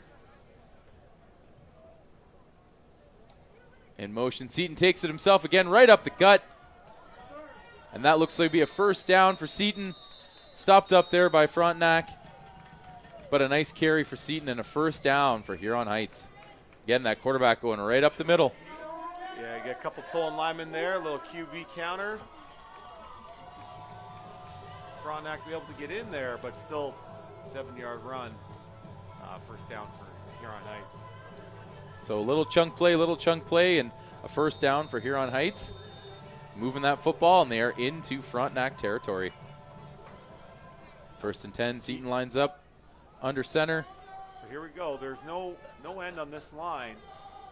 Oh, no, sorry, there's tight end over here. And that's a quick reverse handoff. That looks like St. Clair in a pile of bodies, but a nice run on 1st down. Picks up another 1st down. So 5 yards, 10 yards. Anthony, what are they doing in this second half to just get bodies on bodies and pick up these chunk runs? Bodies on bodies and bodies moving bodies. Right now, they keep reestablishing that line of scrimmage 3, 4, 5 yards down the field. And then by the time Frontenac's making contact, that ball carrier is already at 6, 7 yards of a gain. It's pretty hard to play defense if that's going to be consistently how things go. So here we go, 1st and 10 for the Warriors. Seaton under center. St. Clair in motion, gets the handoff, finds his way, picks a hole, cuts back, loses his helmet. Looks like a flag on the play for that tackle. I bet you it'll be a face mask on top of a nice 9-yard run by St. Clair. Yeah, you hate to see that if you're Frontenac. That means that's going to be an extra 15 on top of that 9. And now Huron Heights will have the ball inside their 20-yard line, if that's the call. Yeah, referee's discussing right now. And the Huron players are looking at the same replay that we just saw, going, that's got to be a penalty. He lost his helmet on the play. Oh, and the referees say no flag on the play. Now, with that in Canadian football, not Canadian, but amateur football, if the helmet comes off and it's not because of a penalty, the player needs to leave the field for at least 2 plays, if not 3. We'll see when St. Clair's allowed to come back. So a substitution in then for St. Clair. Looks like number 20, Loic Yu, that's coming in that backfield. So Huron lining up 2nd and 3. Seaton under center. Morrison lined up behind him. Yu in motion. And that's a handoff to number 21. That is Luke Mercury with a nice run and another Huron Heights first down. Is that 6-7 yard run once again.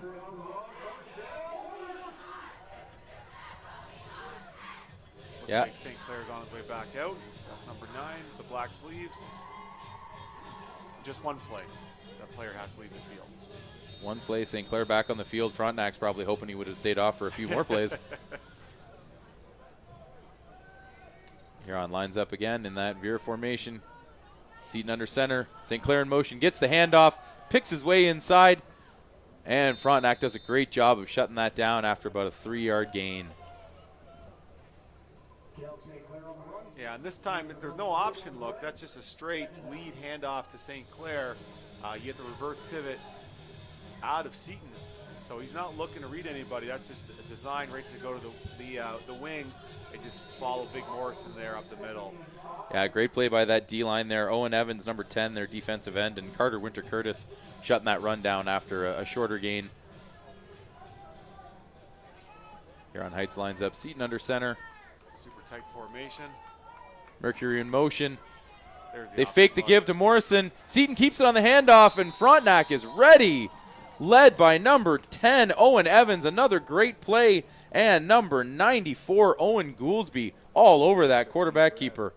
Yeah, and once again, there's 94 for Frontenac.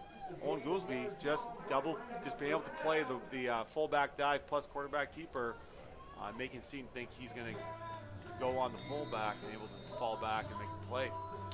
So on 3rd and 3, Huron looking like they're lining up to go for it. Frontenac bringing in some bigger bodies.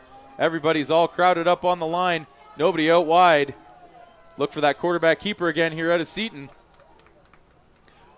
And St. Clair gets it on the toss on the outside. Frontenac stringing it out, but St. Clair breaks a tackle and gets that first down. What a great run by Caleb St. Clair to pick up that first down on the toss. Yeah, it looked like Frontenac was going to have an angle, but St. Clair able to show his speed and just get the corner enough to get past the first down marker before he's forced out of bounds. Yeah, Egbenoni had a hand on him. Almost had to make that play, but St. Clair just able to scamper free for that first down. Got some substitution issues going on here on Heights. Some players on the field, some players off the field. Looks like they got 12 in the huddle. Looks like Mercury's coming out there. Seaton still in the field. Number 11, number 11, Antonio Baccia in as a running back. Morrison gets the carry on a quick snap, keeps his feet going, and it's a touchdown for Huron Heights. Morrison lowering his head, keeping his feet churning, gets across the goal line for a touchdown. That's just power football right there. There's no run. There's no, not run, excuse me, definitely a run. There is no option look. That's a reverse pivot, handoff fullback, and that old line, they just keep pushing that big pile of bodies. Morrison's able to fall on the right side of the goal line here on Heights. Morrison digging hard, making that extra effort to get in the end zone. Got up with a little flex. I think he earned it on that one. That was a power run. Now let's see this extra point here from Huron. Snap, the hold is down, the kick is up, and it is good. No flags on the play. Nothing to write home about on that extra point this time. It's good, and the Warriors take a 20-9 lead. Yeah, if you're Frontenac, that was a tough drive right there. That's just run some more, run, touchdown. Now they've shown some resilience already after Huron's first drive. But that can be, if they can't get a drive here on offense, those can be demoralizing where you're just getting pushed backwards 5, 6, 7 yards a pop. and you know it's coming, and you just can't get off the field. Yeah, just past the halfway point here in this third quarter, a critical drive for Frontenac coming up and being able to respond to that touchdown from Huron. I wouldn't mind seeing, sorry to cut you off there, Andrew, wouldn't mind seeing a nice little screen or something again just to kind of slow down the pass rush. Maybe not be just straight run on first down because the Huron D-line is just, they've been gunning for him right now. Just something a little different.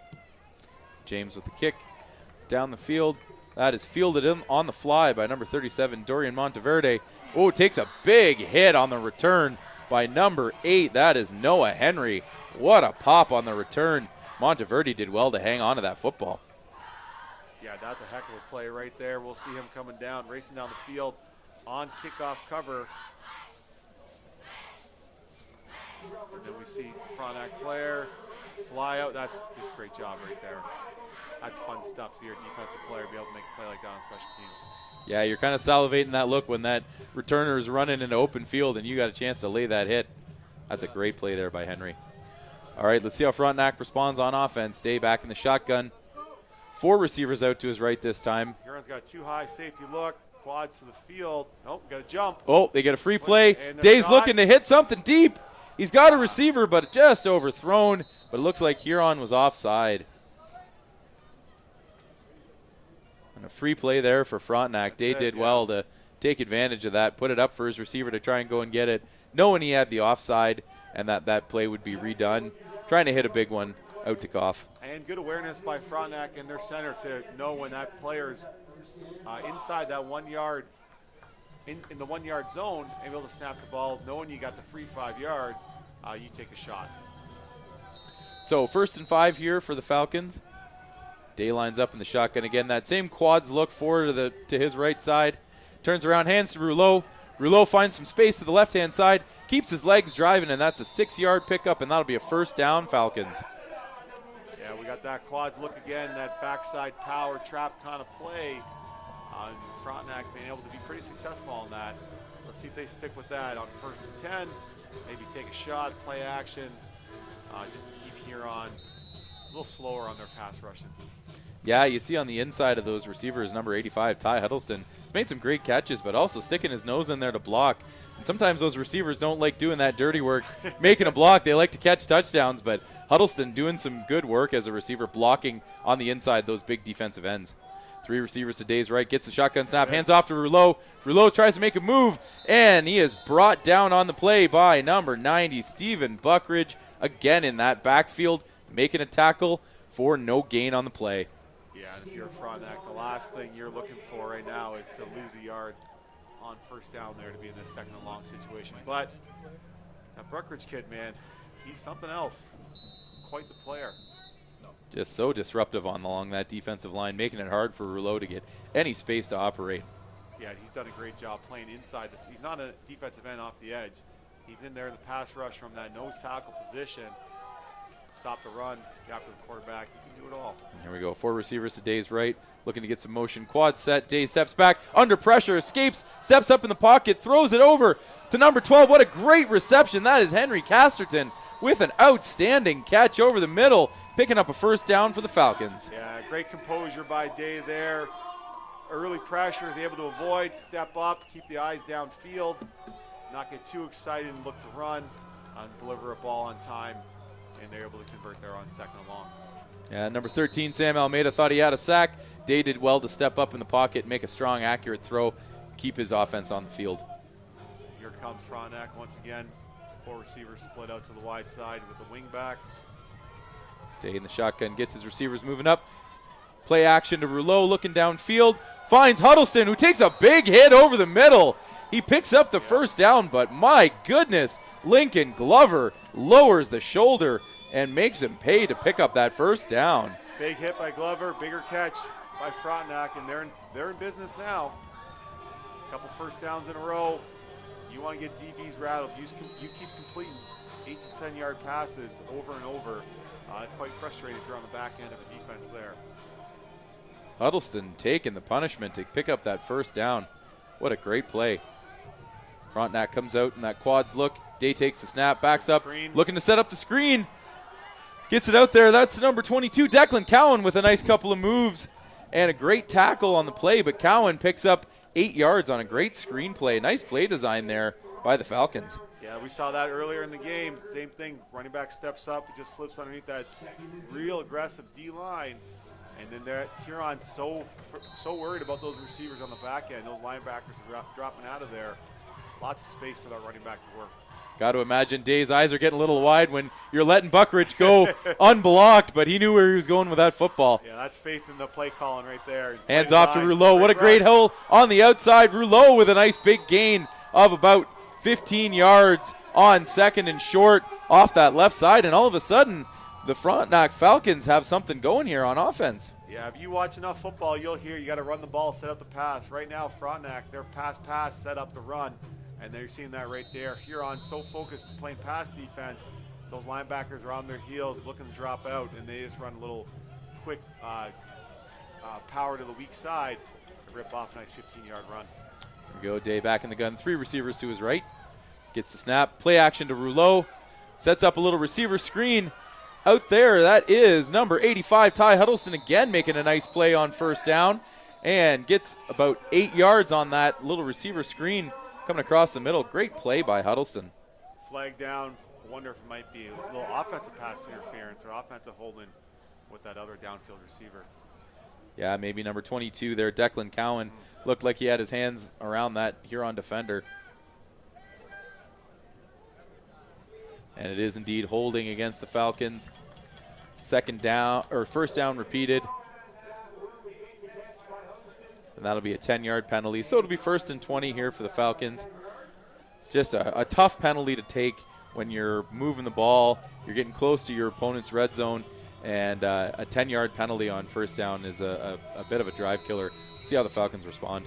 1st and 20 and 3-down football is just so hard to overcome when you're in offense. It's not like American football, we get that extra down. You got to get 20 yards in 2 plays. It's not the easiest thing to do. Day with 4 receivers to his right. Takes a shotgun snap. A quick draw play to Rouleau, but Buckridge was ready for it. Just about took the handoff himself, and Rouleau is swallowed up on the play.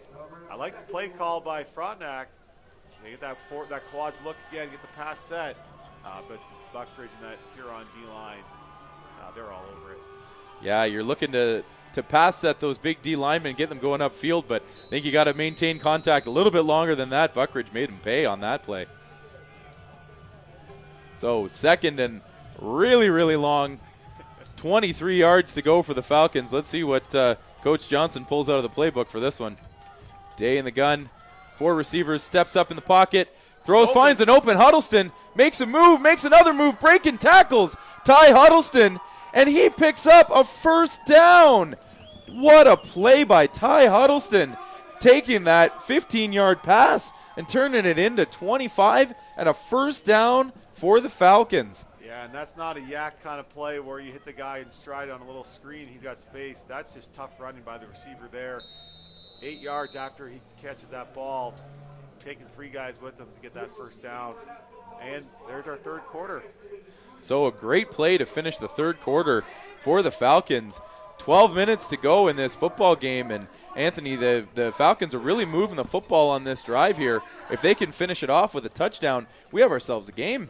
We sure do, and we'll see. Like we talked earlier, the resiliency by both teams. They've taken some mistakes, overcoming some shortcomings, and they're answering again on offense. And here we go, Frontenac knocking on the door, looking to make this a 1-score game once again.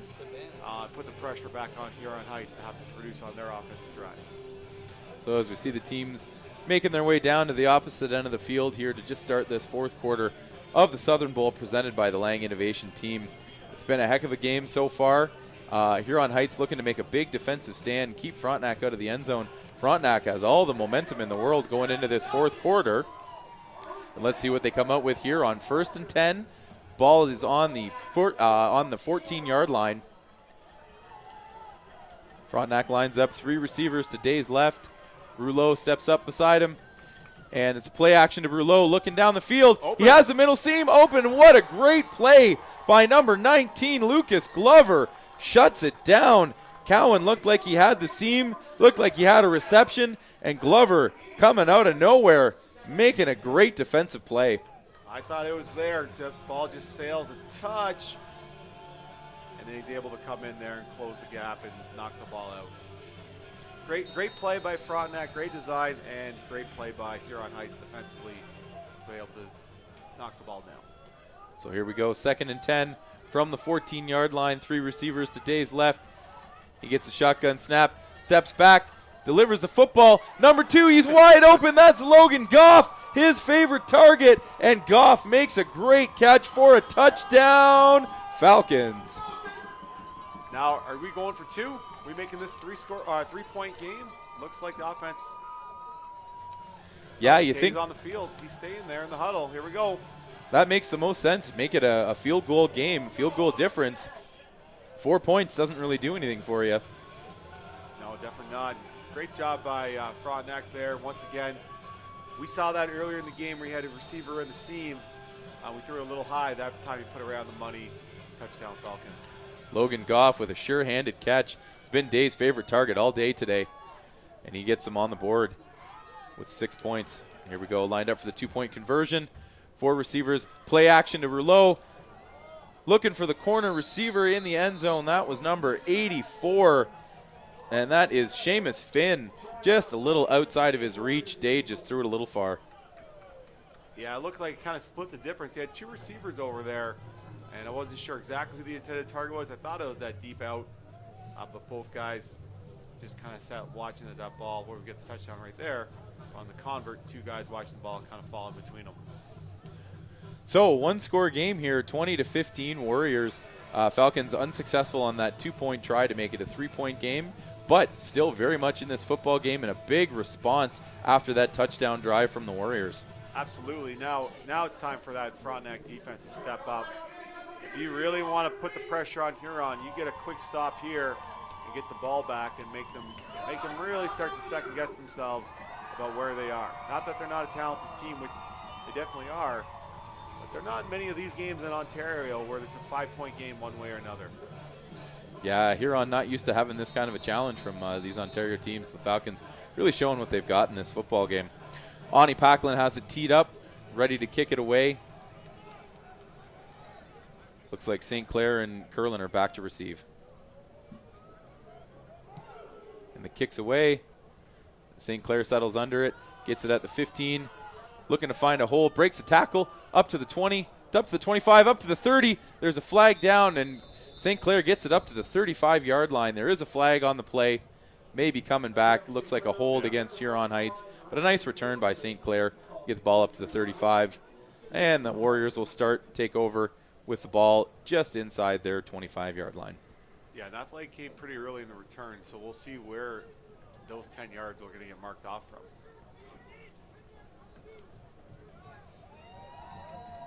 Yeah, they're pushing Huron's them walking back pretty deep in their end.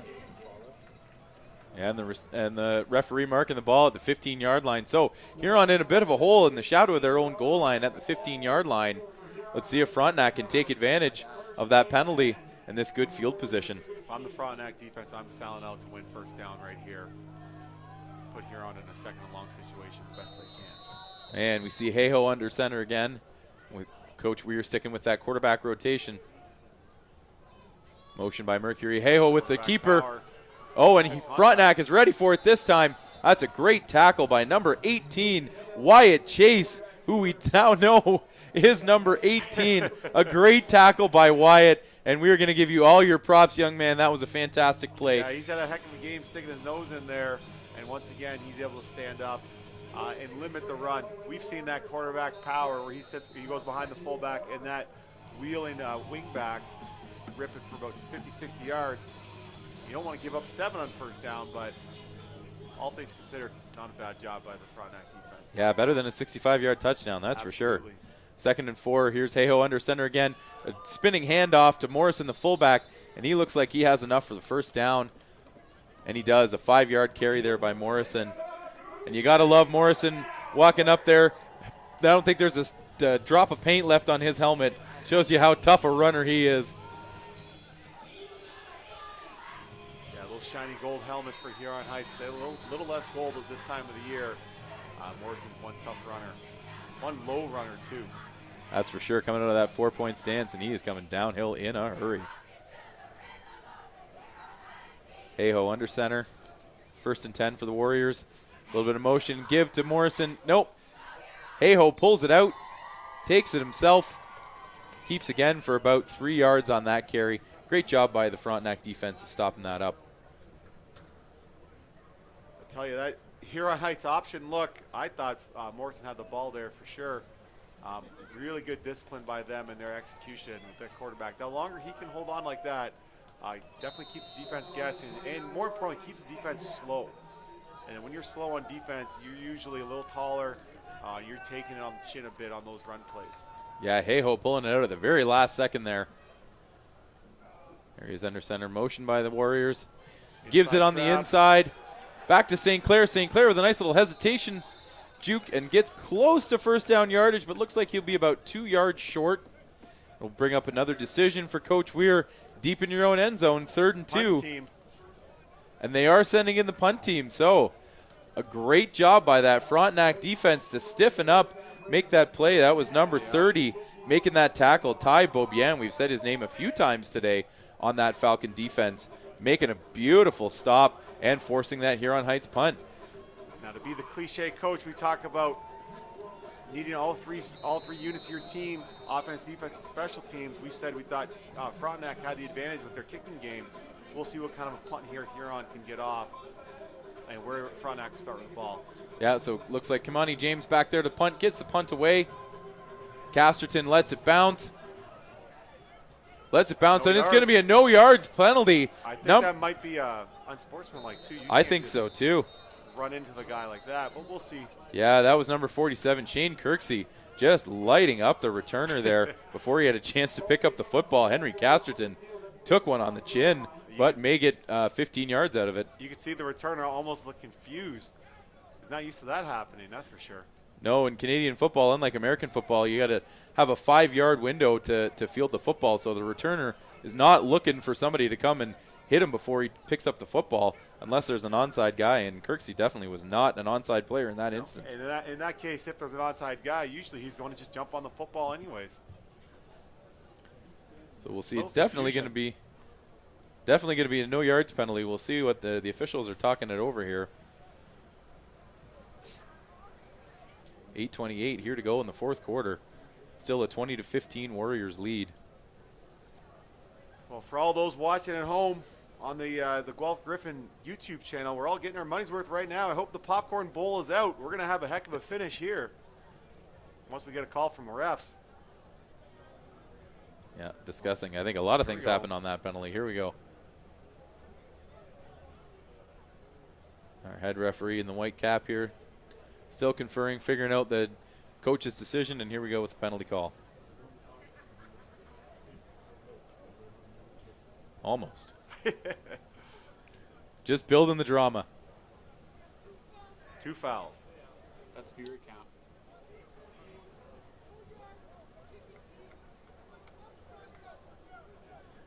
Okay, so a 15-yard, no-yard penalty on Huron, and a 10-yard holding penalty on Frontenac, which means they move the ball up 5 yards in Frontenac's favor. It'll be 1st and 10 from the 49-yard line of Frontenac. As Day is back in the shotgun. I can't believe that wasn't an unsportsmanlike penalty. But 47's credit there for Huron. I don't want to be too hard on Shane Kirksey. He looked confused. He thought the returner had touched the ball. Yeah, and Rouleau, short gain off the left-hand side there. Set up a 2nd and 9.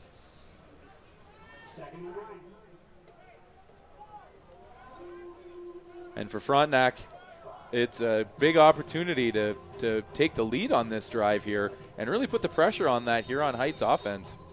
Yeah, for as impressive as Huron has been, 20 points, I'm sure they're not satisfied yet. So Frontenac can get a touchdown, get a convert. We'll really see what Huron's made of to finish the game here. But we got a 2nd and long to get through first. Day in the shotgun. Rouleau steps up beside him. Play action to Rouleau. Pressure's coming, and that is separated. Ball from receiver. Ty Huddleston looked to make a catch, but that was number 8, Noah Henry, coming up from his defensive back position and absolutely separating the football from the receiver. What a great defensive play. Yeah, it's a heck of a play by Henry there. We'll see it on the replay. We got the little slip screen, 85 coming out. Day delivers, and right on the money. Great clean hit, shoulder to shoulder. Nothing wrong with that. Frontenac, now set up to punt the ball. Great play by Henry there to force that incompletion. And Frontenac will punt. Yorba gets a good punt off. St. Clair's going to let it bounce. Picks it up at the 25. Looks to break a tackle, but that was number 6, Jacob Conrad, with a great tackle for Frontenac to stop St. Clair in his tracks. I thought he was going to get punished just a touch there. He grabbed the ball while still loose, took a half second. St. Clair, not that he doesn't know what he's doing back there, but I would say still pretty fortunate to end up with the ball. That was not as bad as it looked from up here. I might need to get my glasses double checked here. Yeah, St. Clair is a shifty runner. I don't think I've seen him take a big hit yet today, and he's been running between the tackles. He's been running to the outside, fielding kicks. Just a special athlete. Definitely. Huron Heights comes out 1st and 10 on the 28-yard line. Motion in the backfield by Mercury, and it's Seaton on the run. Gets a good gain there of 7 yards right up the middle. Tackled by a horde of Falcons, including big number 97, Gabriel Avada-Kadath. Yeah, when you have 2 runners at quarterback like Huron does, it skews the numbers when you can run that quarterback power, because there's just not enough players on the field to account for all the blockers that the offense has when the quarterback is part of the run game. So 2nd and 3 here for Huron. Seaton under center, Morrison in the backfield. And it's a handoff to Morrison up the middle. Morrison driving forward, picking up a first down and more. Stopped after a 5-yard pickup, but that'll be another first down here on Heights. Yeah, just when you think Frontenac does a decent job, which they do, still 5 yards. It's still pretty tough to play defense when you're allowing 5 yards to carry. You can see the defenders from Frontenac now, second guy in, starting to rip at the football a bit. We'll see if that becomes a factor here as Huron tries to run this game out. Yeah, Wyatt Chase, the first man in there for Frontenac Falcons, number 18. So 1st and 10 for Huron. Wyatt comes up under center. Motion by Mercury. A handoff again to Morrison, right up the gut. And a nice tackle after about a 4-yard gain. Again, Wyatt in the middle of everything. Wyatt Chase, number 18. And that's number 98, Carter Winter Curtis, making a nice play. Yeah, we can see here, not so much Huron reestablishing the line of scrimmage, but Morrison just hitting it downhill, full speed, and he's just too strong of a kid to be able to be stopped at that 1 or 2 yard marker, still getting 4 or 5 yards on that run. So here we go, 2nd and 5, Huron marching the ball down the field. They're at the 46-yard line, their own 46-yard line. As we set up, Seaton under center, Mercury in motion. Seaton with the carry on his own. Stopped up, short of the line to gain. We'll see where the referees mark the football. Definitely got contacted just before the 50-yard line, about a yard short of the first down, but kept those feet moving, and it is a first down for Huron. Big tough run there. He's stuck right there. They stop him at the midfield, and then enough push. Yeah, you can see Curler, Mercury in there trying to help his quarterback out, pushing him downfield, getting that first down. What a big, tough run by Seaton. Now, if you're Frontenac, you can't be too discouraged right now. You just got to keep chipping away, and you'll eventually get a stop or a 2-yard run is what you're hoping. 1st and 10, Seaton under center, gives to Morrison. Morrison running over tacklers, keeping his feet moving, still on his feet. He keeps going, and another 11-yard first down run by James Morrison. What a tough run, breaking tackle after tackle. Yeah, you'll see here, his first contact was only about 2 yards. Slides off right there, and then a new burst, and then a new burst, and 12-yard run. Yeah, Nickel and Mir combined still couldn't bring him down. Morrison just running those tough yards up the middle. That's a first down for Huron. 1st and 10 now. into Frontenac territory. Looks like we have an injury timeout here for the Warriors, and that is Morrison, number 45. So that'll be a big loss for them if he has to take some time off. Just a hard-nosed runner, and if I was him, I don't blame him. That's he's taking some punishment this game. You saw at the end of the play, he whipped. It didn't look, I wouldn't say whip in the head smacking, but I think more of like a whiplash, something in his neck there. You can see him signaling to the trainer as they're coming to take a look at him. Yeah, so hopefully maybe just winded there after having about 10 Frontenac Falcons bounce off of him with the ball. Now in pure Huron fashion, I'm sure if Morrison goes out, there's going to be another kid back there who's a similar style of runner. We'll get to see what he has in store as they get a new set of downs here. So looks like number 90, Stephen Buckridge, in on the offensive side now, taking the place of James Morrison. I wouldn't say that's a new kid as far as a grade 11, but his new face on the offense. And here we go, Seton with the ball, running behind Buckridge. What a great play by the Huron Heights Warriors. As you see Buckridge blocking the free safety all the way down the field. He's excited to be on the offensive side of the ball. Well, this might be his last game. Not sure if he's on his way to a university level or not next year, but no reason for him not to be on the field if he can offer something for that Huron offense. So 2nd and short here for Huron. 9 yards on that last pickup. Buckridge still in the game at fullback. Seton lines up under center. Falcons are bringing everybody up to the line. Seton again with the carry off the right side, making things happen, dragging tacklers all the way down, and that is another Huron Heights first down. Stopped by number 94, Owen Goolsby. Yeah, if you're Frontenac at this stage, I mean, Huron's got 7 guys in a 3.4-point stance, and they got 2 or 3 interior linemen down with their ends standing. I think you got to get a couple more guys down a little lower. And just try something a touch different. Right now, you're just getting blown off the ball. And that was the last play before the 3-minute warning blown in here. So 3 minutes to go, 2 minutes and 30 seconds, in fact, in this football game. Huron Heights still leading 20-15, and they are marching the football down the field on the 26-yard line of Frontenac. Seton under center. Mercury in motion. Gets the ball. Seton keeps it himself again, driving forward. And he is tackled by a flock of Falcons after a 4-yard gain. A little better there for Frontenac. And it looks like Morrison is back on the field, so good to see him coming back into this football game. Buckridge, unfortunately, has to go back on the defensive side, maybe hoping to get a carry on the offensive side, but we do have another Huron player down briefly, and it is Seton.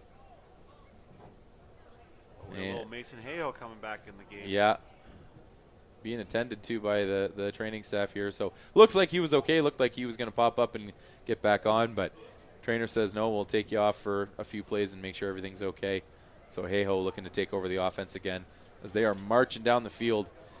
And Anthony, what does Frontenac have to do to stop this drive right now and get this football back and give their offense a chance to score? Well, not to oversimplify it. They just got to stay low and stay in their gaps. And they just got to be aligned. Again, this can sound super simple. Just you can't get pushed back. I mean, it's much easier said than done, obviously, as we're seeing here. But it is pretty simple like that. At the end of the day, football is blocking and tackling. And here on this drive in particular, they are blocking quite well. And Frontenac's got to find a way. They just got to get one free defender and get a stop at the line of scrimmage. Hayho taking over for Seton under center. St. Clair in motion. Hayho keeps the football, following in behind Morrison off the right side. Keeps those legs churning. A nice run down to the 19-yard line, although not enough for a first down. But certainly a decision. Going to be close. A decision to be made here. Oh, and it is a first down.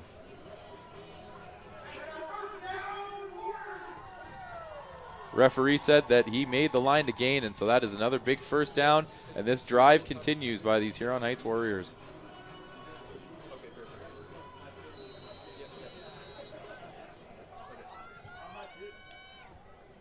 Huron comes to the line. Hayho surveys the defense.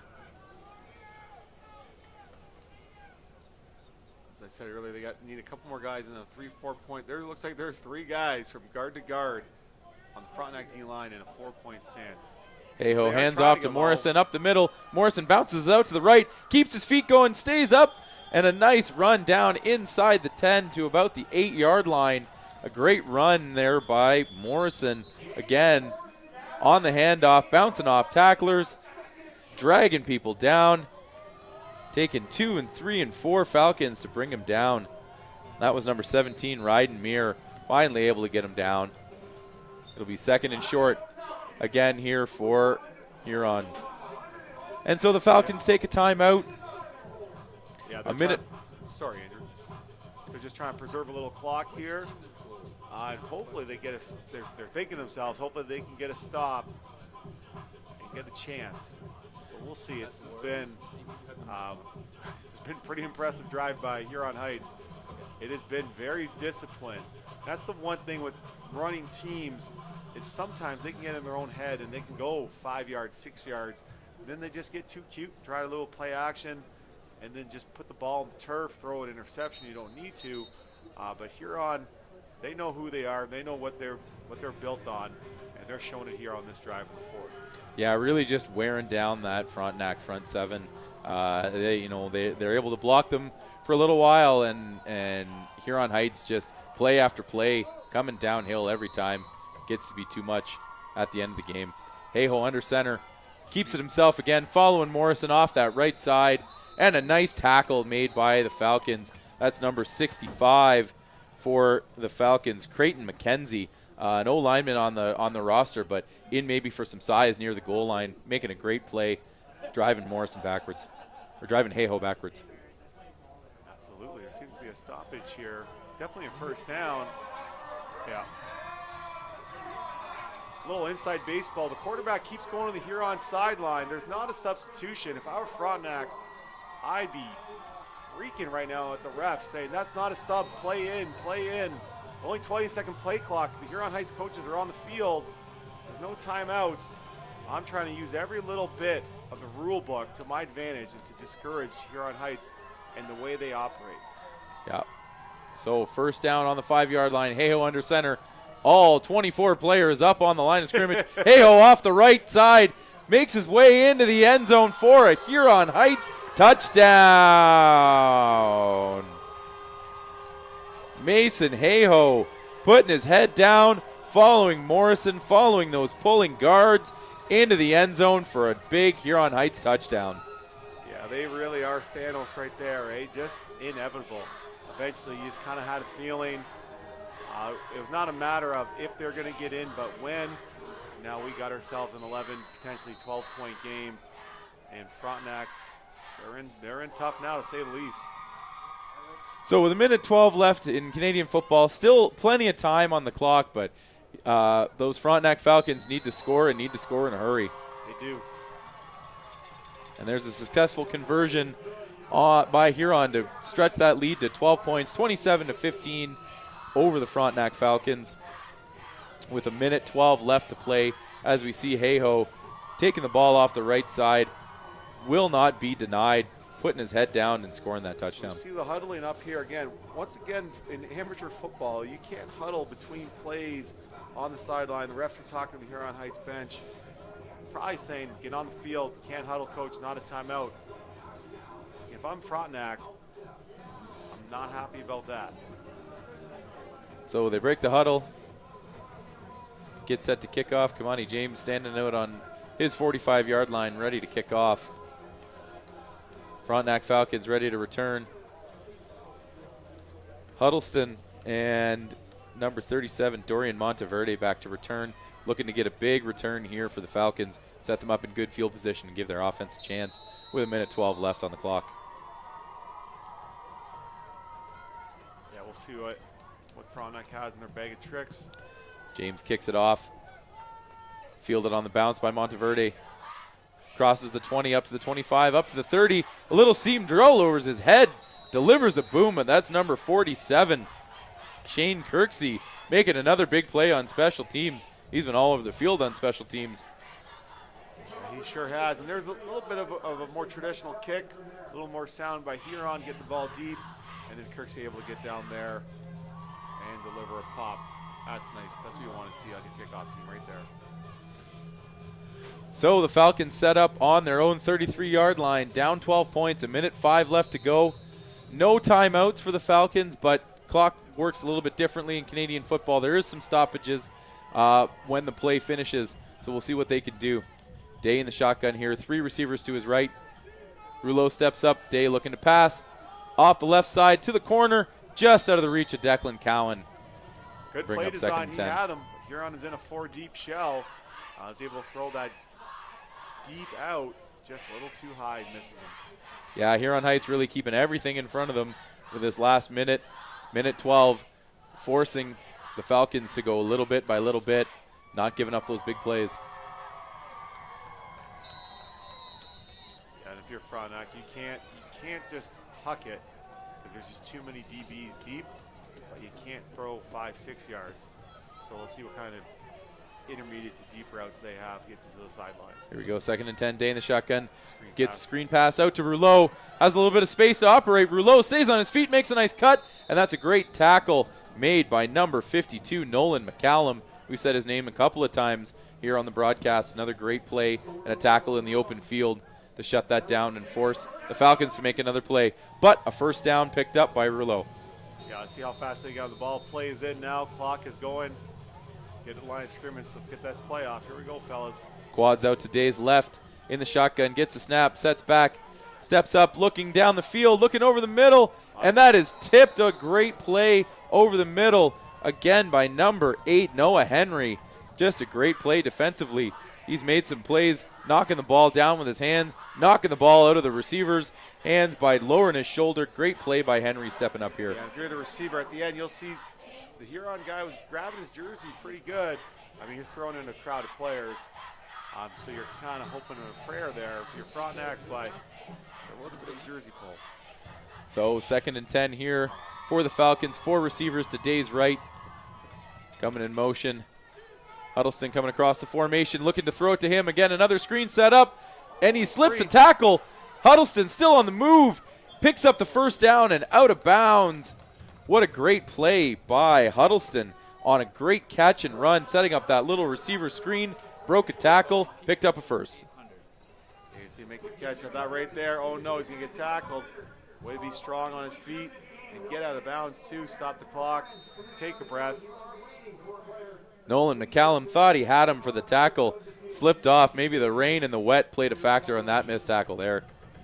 Yeah, here comes Frontenac again. 4 receivers up, split out to the wide side. Day in the gun. Gets the snap. Drops back. Stepping up, looking over the middle. Oh, an incomplete. Huddleston had it in his hands. A nice knock away there by number 11, Antonio Baccia, from his linebacker spot, running with Huddleston, the receiver. Yeah, it's a great job. You're running across in that deep crosser. That's not easy to cover. Way to stay with it. Hands in, fight to the end of the play. Incomplete pass, 2nd and 10. Lincoln Glover was lurking in the area too, ready to pick that ball off for a second interception. 2nd and 10, Frontenac. Out of the gun. Empty set. Day gets the snap. Another quick screen. Oh, and it's off the hands of Rouleau. Just wasn't able to pull that down. He had some blockers out in front of him, but bounced off his hands. And now this will be 3rd down with 23 seconds left. This is the football game here. Frontenac has got to convert if they have any chance of pulling a miracle comeback off. Yeah, we'll see what they come up with here. They go a little screen pass just to get a first down, or just take a shot. There's only 20 seconds left in the game. Yeah, with 23 seconds left, it's getting late. The options are limited, for sure. That's for sure. So 4 receivers out to Day's right, and looks like a timeout on Huron's side. They want to discuss it. Make sure they've got the play that they want to have to defend these last 23 seconds. Good timeout by Coach Weir. Yeah, absolutely. There's no point to keep those timeouts at the end of the game. One last conversation with the defense, go over rules, any little things that they think they need to discuss. Now's the time to talk about it. So if you're Frontenac and putting on your offensive play caller headset here, Anthony, are you trying to pick up the first down and hope they break some tackles? Are you looking to throw it deep? What's the strategy here for the Falcons? it's easy to say just get the first, but there's only 20 seconds left. I don't know if that's just a little too conservative at this moment. I would say I would have a play set where you have options to, if they're defending the 10 yards, you're taking a shot, and if they're defending the shot, you're making a play for 10 yards to reset the downs. You're trying to take what they're giving you. Sometimes defenses are designed not to give up the big play, but they're not purposely designed to stop it. So let's see what they have here. Day in the shotgun Right here, there. fires it out to his right side. What a great catch by Huddleston. Juggled it once, got it, pulls it in, gets the first down, and now Frontenac's got to hurry quick on the football. Gets set again. The clock stops until the referee blows it in, but Falcons will want to be on the ball, ready to go as soon as the referee blows it in. 16 seconds left in the game. 3 receivers out to the left for Day. Referee blows it in. Here's the snap. Day drops back, looking to throw that corner route to Cowan. Oh, and he almost pulls in a one-handed catch. Just not quite able to pull it in. And great coverage there out on the outside by Henry. And second down. Stops the clock with 10 seconds to go. Yeah, and when that last play ended at 16 seconds, to be on 10 seconds still, that's pretty good execution by Frontenac there, getting to the line of scrimmage, getting the playoff. And now they got at least 2 more plays left here, one way or another. Yeah, Frontenac will be looking to punch the ball into the end zone. Be really tough to have 2 scores in this amount of time, but stranger things have happened. Here we go. The Falcons get the snap. 3 to the left. Day drops back, looking over the middle. A great, just behind him. I thought he was able to pull it in. That was Henry Casterton. Looked like he was able to pull it in there and just slipped out of his fingers. Yeah, he's probably looking at to see what he can do once he made the catch. Sometimes you just got to secure the ball. But now we got 3rd and 10, I believe, for Frontenac. I think you heard the footsteps of quarterback Mason Hayhoe, who was back there in the safety position, looking to come up and make that play. Yeah, we said they have athletes on Huron. You got quarterbacks playing DB right now. 3rd and 10. Day's looking deep, One-on-one throwing coverage. it up, and Declan Cowan. Oh, and the referee says he stepped out of bounds. Oh, unfortunate. Looked like he pulled that in. The referee said no, and that means the Huron Heights Warriors are your Southern Bowl champions. 27-15. They defeat the Frontenac Falcons, and what a football game. Back and forth all night long. Congratulations to Huron Heights. They have persevered and prevailed after that early turnover when it looked like they were going to score, that penalty that brought it back, and they have come back to win this football game 27-15. And Anthony, what made Huron successful today? Same thing has made them successful for about 20 to 30 years, I think. They can run the football. They can run the football and play defense, and they definitely did that here today across the board. They got studs, as we like to say, or dudes, I think is the new term. But they got players everywhere. And even if you take away one guy, there's 4 other guys ready to go. And they're just quite the football team. But Frontenac, don't kid yourselves, that was a real football team too. That was a heck of a football game from top to finish, from start to finish there. We were treated, that's for sure. Yeah, just an excellent game on both sides. Really showcasing the best of Ontario high school football, and great to see here at the Ofsaa Football Bowl Festival at Alumni Stadium here in Guelph. So, again, final score 27 for Huron Heights and 15 for the Frontenac Falcons. An excellent football game, a great way to cap off day 2 here at the Ofsaa Football Bowl Festival and the Southern Bowl presented by the Lang Innovation Team. Congratulations go to the Huron Heights Warriors. Well-fought game by the Frontenac Falcons. And the good news for all you football fans that are tuning in to this stream is we have another day of football, 3 more games tomorrow, kicking off with the National Capital Bowl at 11 a.m. That'll see the Paul Dwyer Catholic High School out of Lhasa taking on St. Mark from the National Capital Association.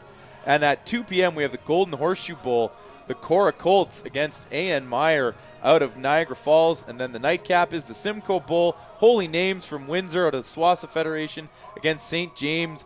Your hometown St. James out of Guelph representing Kawasa. Great day of football on tap and a great day of football capped off here by the Huron Heights Warriors, winning the Southern Bowl, again presented by the Lang Innovation Team. A great partner of ours, sponsoring 4 football games and really leading the way in terms of sponsorships here at the Ofsaa Football Bowl Festival.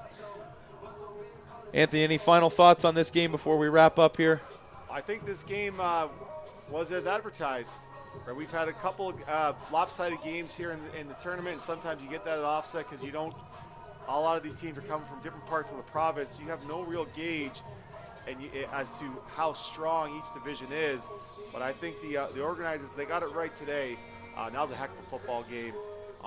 Both teams should be proud. And again, as fans, we're the ones who are really spoiled getting to watch high-quality high school football like that. Absolutely. As we see the banner come out here being presented by members of the Guelph Griffins football coaching staff. And just a well-deserved win by the Huron Heights Warriors. And there'll be a big celebration tonight on their way back. A happy bus ride home for those Warriors and a bit of a sad bus ride back to Kingston from the Falcons. But nothing to hang their heads about. They played a great game and well represented in the Ofsaa region as well as their school, Frontenac.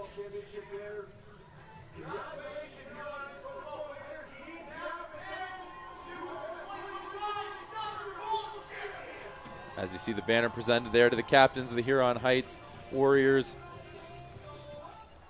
Snapping a few pictures, all smiles.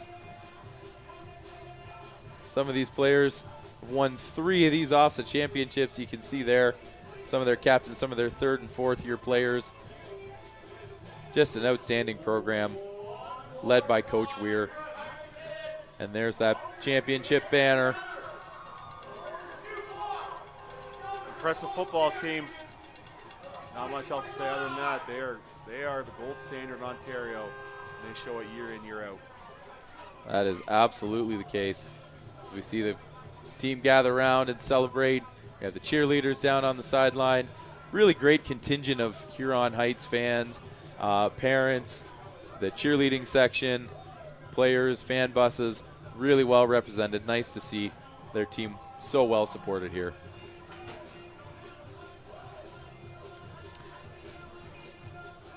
And that'll do it for us here at Alumni Field. Thanks to my partner, Anthony Mangiacomo. I'm Andrew Dietrich signing off. Congratulations to the Huron Heights Warriors. We'll see you tomorrow.